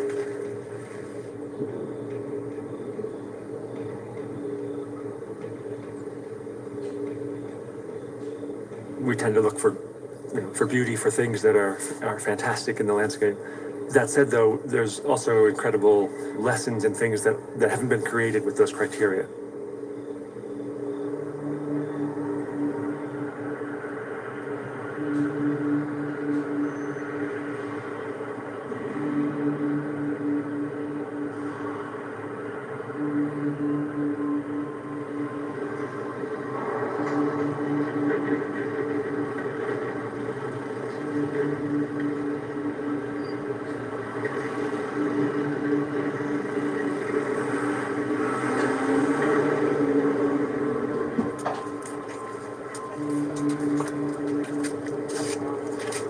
It's big. We use a lot of copper in contemporary culture.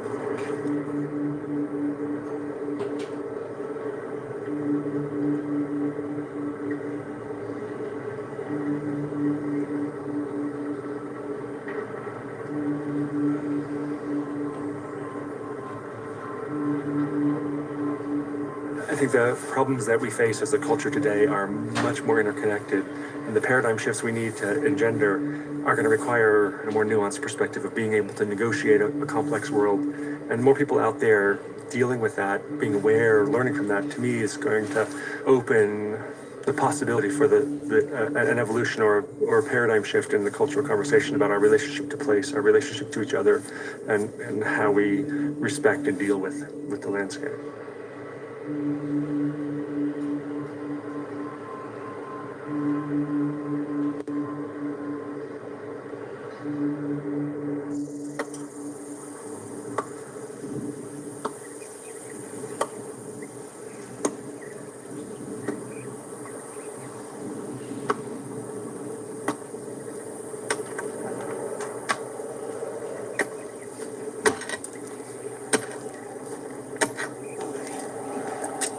Y cuéntanos de sus antepasados. ¿Mis antepasados? Sí.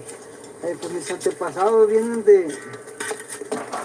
dicen que el apellido de nosotros y todo eso viene de los mayas. ¿Los mayas? Sí. Usted sabe que ellos vienen desde allá, de Sudamérica. Todos se vinieron haciendo más para acá por las guerras, conflictos, todo lo que pasó en el tiempo de los españoles y todo eso. Mi abuela era india yaqui. Entonces cuando comenzaron a poner el cerco, se vinieron para acá. Entonces todo esto pertenecía a una sola zona, que es Agua Prieta y Douglas. Era una sola zona. Pero cuando ya comenzaron a dividir, les dijeron, el que quiera quedarse en México, quédese. El que quiera irse para Estados Unidos. When you think of the borderlands here, what kind of images pop into your head? The fence? Okay. Immigration? The desert. The desert? What do you see in popular media? You see like an AK-47, you know, you see like a big pallet filled with, you know, kilos of coke or whatever. You see piles of money. How do those things make you feel when you look at those images? Unsafe? Disgusted? Anything over here? It's hard to bring people together around sad, disgusting things, right? Doesn't that tend to further divide people? So that's something you think about when you're making art in the frontier is, how do you make something that creates a positive conversation, a constructive conversation? How do you do something that, rather than arms someone with fuel for anger, how do you do something that disarms someone and takes that fuel away? Use balloons. You know, use imagery, use iconography, use material that is disarming. You think about all the good things and all the challenging things that exist in our Western Hemisphere. They're all like compressed together and squeezed into the frontier. And by placing this balloon in that space, we're able to ask people to think about their indigeneity, about their interconnectedness in Douglas and Agua Prieta. Everyone in this room that's brown is brown for a reason. They're not brown because have Spanish blood in their hearts. They're brown because you have indigenous blood in your hearts. What are you watching? O sea, más bien la gente decía, por tantos años de lucha, que los indios, porque los que pelearon fueron los indios para tener todas las tierras. Sí, pues era la tierra de ellos, ¿no? Sí. Y al final de cuentas, cuando terminó la guerra, les quitaron las tierras a los indios y todos ellos acaparaban las tierras y a los indios lo fueron haciendo para un lado. Es la misma cosa de lo que pasó en los Estados Unidos con los indios ahí. Sí, la misma cosa. Como nos dicen a nosotros, ¿no? Ilegales. Que estamos en Estados Unidos cuando vamos para allá. Pero si estas tierras son de nosotros mismos.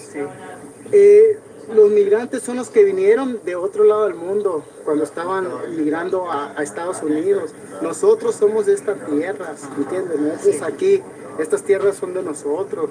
Entonces, ellos al dueñarse nos están haciendo para un lado, nos están aislando, borrándonos del mapa, como quien dice.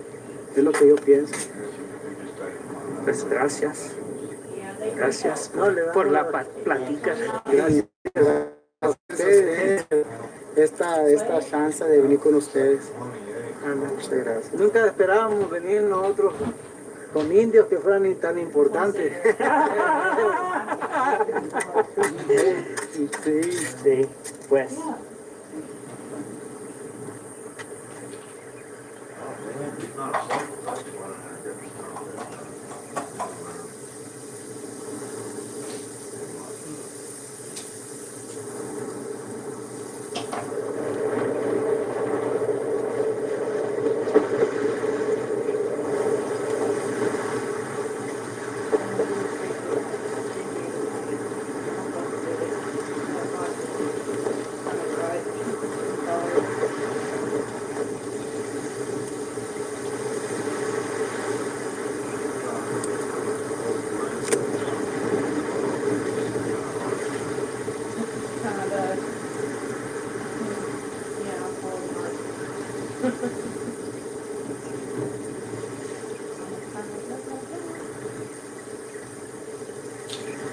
Probably in California right now. Remember you had 2 knots on the end here? Yeah, they're gone. They're gone, so it broke less than 15 feet from the top, just at a random point. Yeah. Just hit the ground and rubbed on something. This, of course, this anchor has traveled 400 feet from over there where you see Cristobal waiting.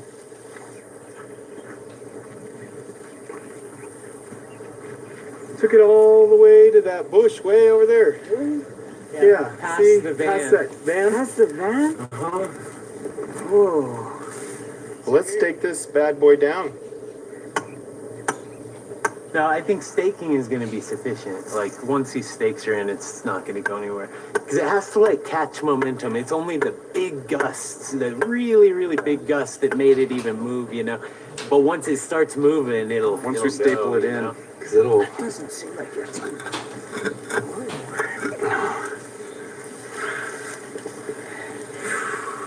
Two more would be for sure. Okay. That We'll means get 2 more. I don't know if there's enough in town. Oh. Yeah. Wow. How many did you guys buy?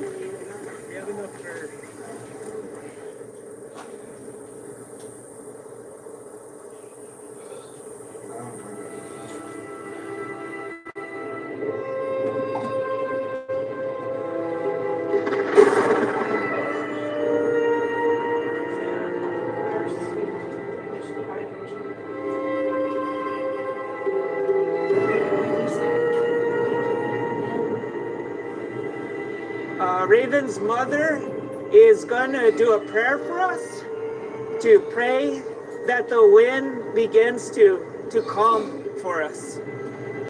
So our prayers are usually done to begin things. We pray in the morning to the east. But today is special because of the bringing together of all of you here. So I'm praying tonight, though, to the west. As the sun goes down, we pray for the day that our Creator gave us.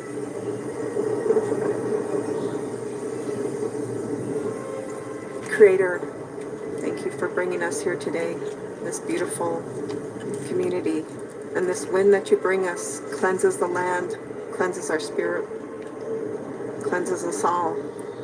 But give us some time, dear Lord, that the world may see that we come together to send a message to everyone that we are all one family in our ways, and that we are all one people, one mind, one body with spirit.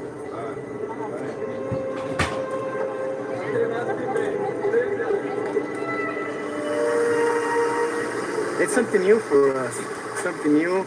We have never experienced something like this, and so it's fun because this brings us to where we were back in the day.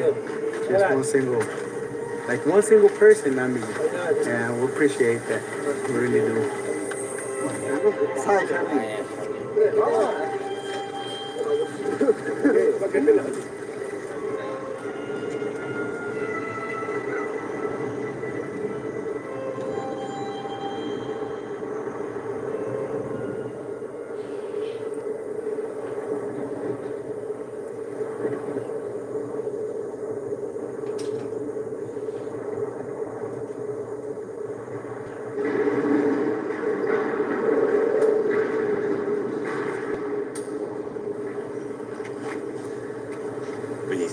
We hold off till 9. Is that? I guess so. Is that what we're thinking? I mean, Or 8? let's just play it by ear, you know. Yeah. And if it disappears, then we'll get going. If it doesn't, we'll see what happens. Because earlier it was saying it was going to drop at 6, you know. But it's just. Hey. 9 is when it peaks. The wind.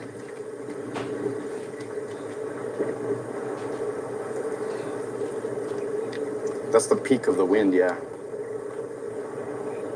We'll see what happens in an hour. And if it truly just seems to be getting worse, we'll just hold off till we can. Cool. All right.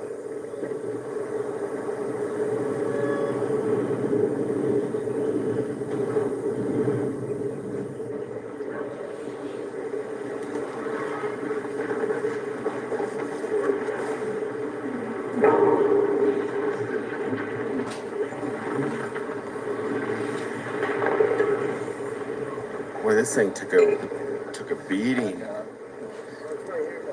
Oh, okay. Boy, I don't know if a patch will. How big are those patches? They're about like that. Hey, Cade, come over here. I'm really concerned about these two. Because even, look how they're rubbing. Hear that? Hear how they're rubbing? That can eventually rip. We need to come up with a better plan with these or we're gonna lose them. I honestly believe we stand a chance of losing these two and we can't afford to do that. We can't. So what are we gonna do, man? Let's think this through. We've got tarps. Well, let's move at least one of them out. At least get them in the middle. For right now. Okay. Okay. Vamos a mover los globos para el medio del espacio. Para el medio? Sí. How much would you say this speed is? It's like 15 miles per hour or something? The gusts are probably that. I think steady it's probably around closer to 10 to 12. Really? Well, that's just... Yeah, the windsock's hanging down pretty good. I'm currently showing east from 14. 14? Yeah, it was 12 a little while ago. If we can get that where it's consistent around 10 to 12 10. or something, I say we go for it. Let's shoot for noon. See what happens.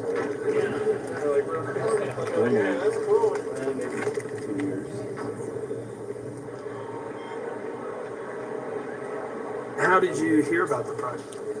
Because of the creator.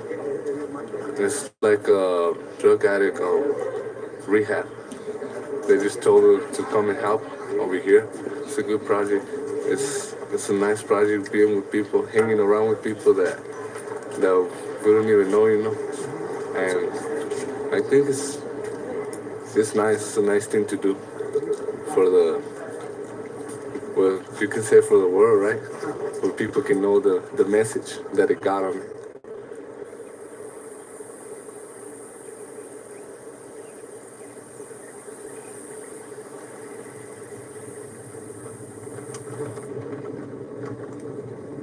If we can get these balloons to fly for 2 miles, even for, 4 hours, 8 hours, we did it. It's looking pretty good It's out looking here. good. It really is. This might be the. This could be our opportunity. Yeah, I think this is it. I think this is it.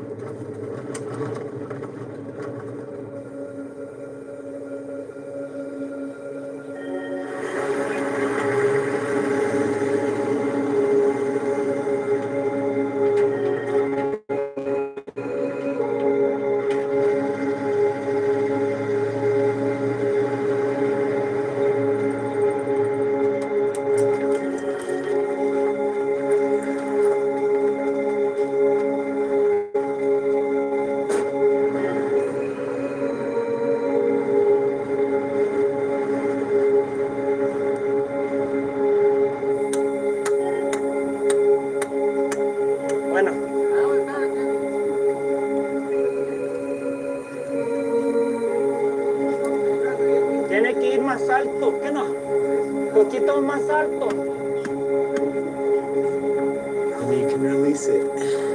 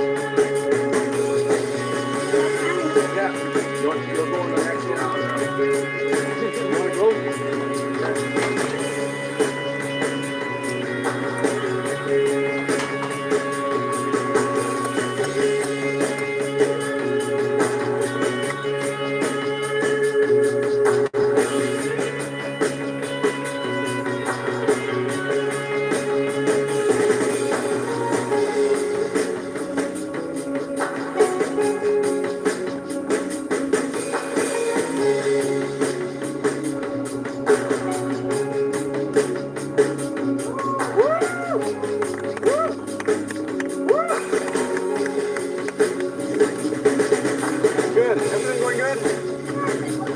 Thanks. Thank you. Go ahead and let this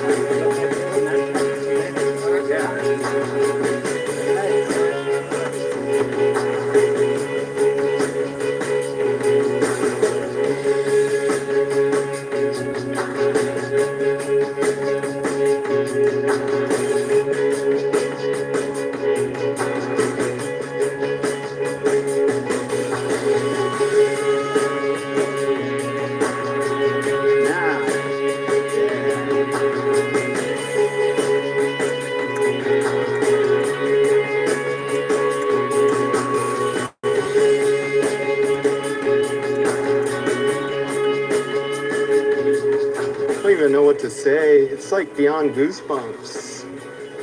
I just want to cry, man. Look at that. I just want to cry. When I started as an artist early on, I never imagined, man, that I would be doing anything like this. This is just amazing. This is the last balloon on this side. Wow. So you guys made it to the spot.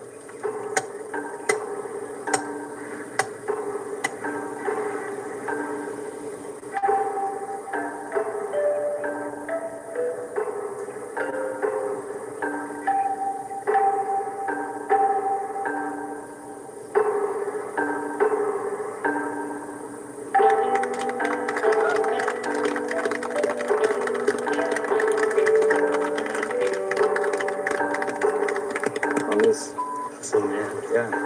Hey, thanks. Thanks, Lorenzo. Pretty amazing thing. You try to get with you in the. Take one. You both. Clap loud, cheer loud when you guys put it up. We'll try to hear you.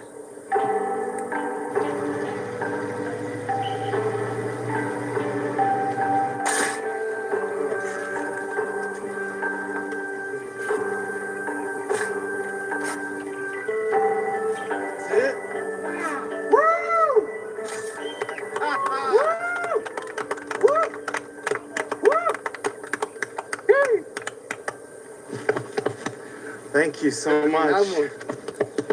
Oh, man. We did it. Thank you so much. Thank you. Thank you for you. Oh, man. Thank you. Appreciate your help so much. It was a fun day. Thank you. Gracias, Dave. Gracias por venir. Hey, it's an honor to work with you. It means everything to us. Muchas gracias. Thanks for everything. Yeah. It was a nice day It was. with you guys. It's beautiful. It's really beautiful.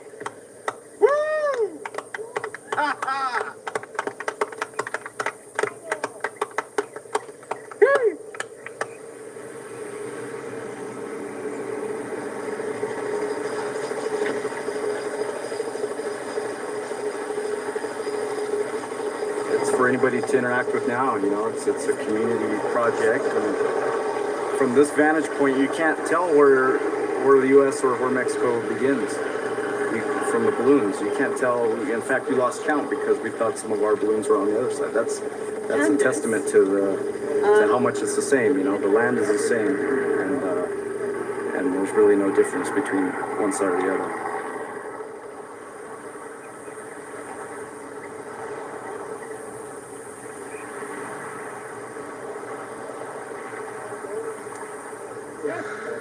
Every single person that was on the team that I was working with made a point to thank us for acknowledging that they're Indian people and that they're just as Indian as any other Indian in this world.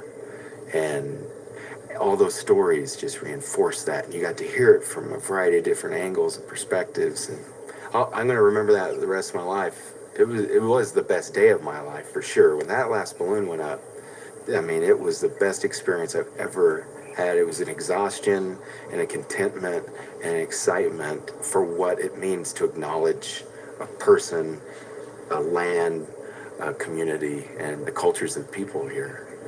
All of that just like, bam, like a 2x4 across the forehead. And it still hasn't stopped, you know. And you can't put words to that.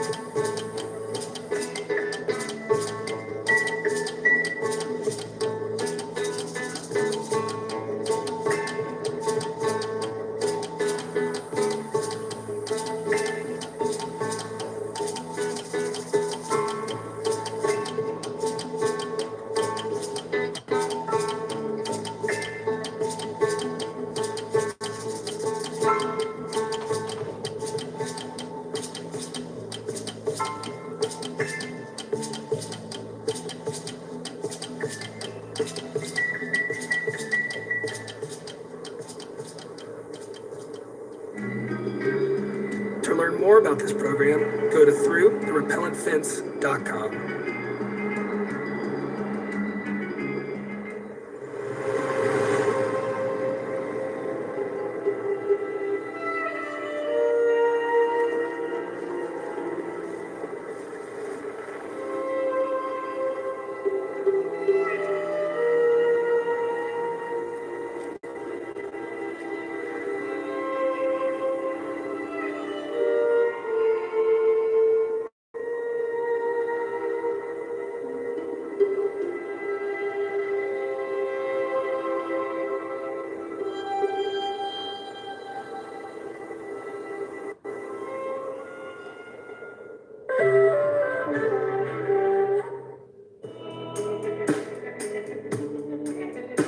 Through the Repellent Fence is brought to you by the Native Arts and Cultures Foundation, a publicly supported nonprofit. We create opportunities for Native artists to deepen their talent and vision, engage diverse communities in dialogue, and reimagine the social impact.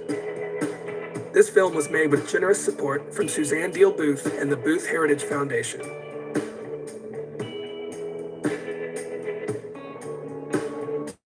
As well as support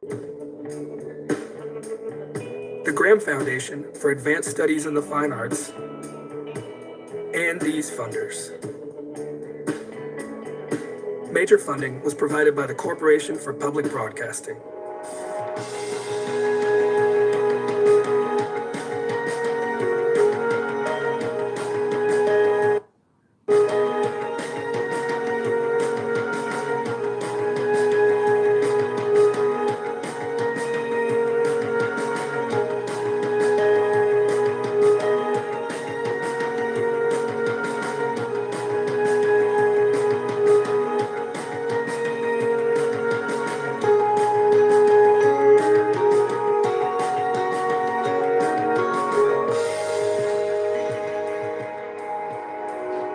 Major funding for America Reframed on World Channel was provided by the Corporation for Public Broadcasting and the John D. and Catherine T. MacArthur Foundation.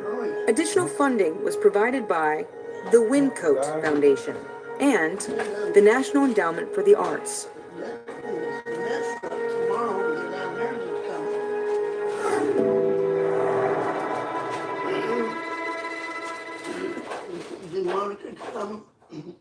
On the next America Reframed, these Native American landscape artists are constructing an art project that's 2 miles long. Our goal with this is to create a metaphor. It's like stitching the United States and Mexico together. They're looking to bring people together who lived here long before borders were drawn. It's really beautiful. Through the Repellent Fence, next time on America Reframed.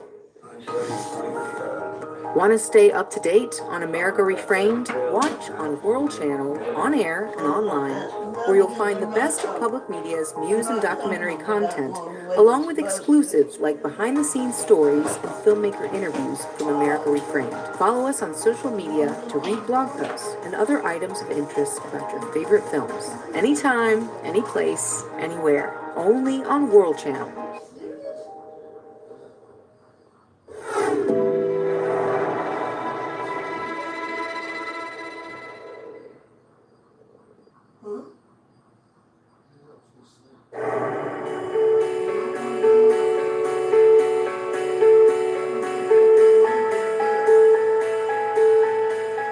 I said he's thinking about it. But if he's feeling better, it's all right. But Monica said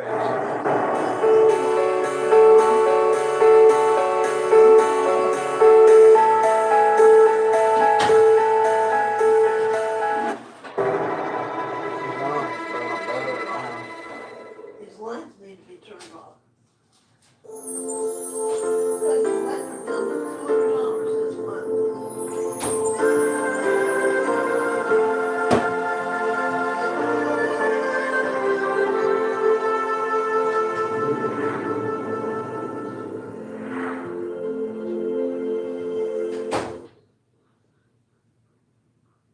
Europe is a treasure trove of fascinating history, rich culture, and renowned cities. Ama Waterways River Cruises offers a way to see all this wonder in person. Discover more at amawaterways.com.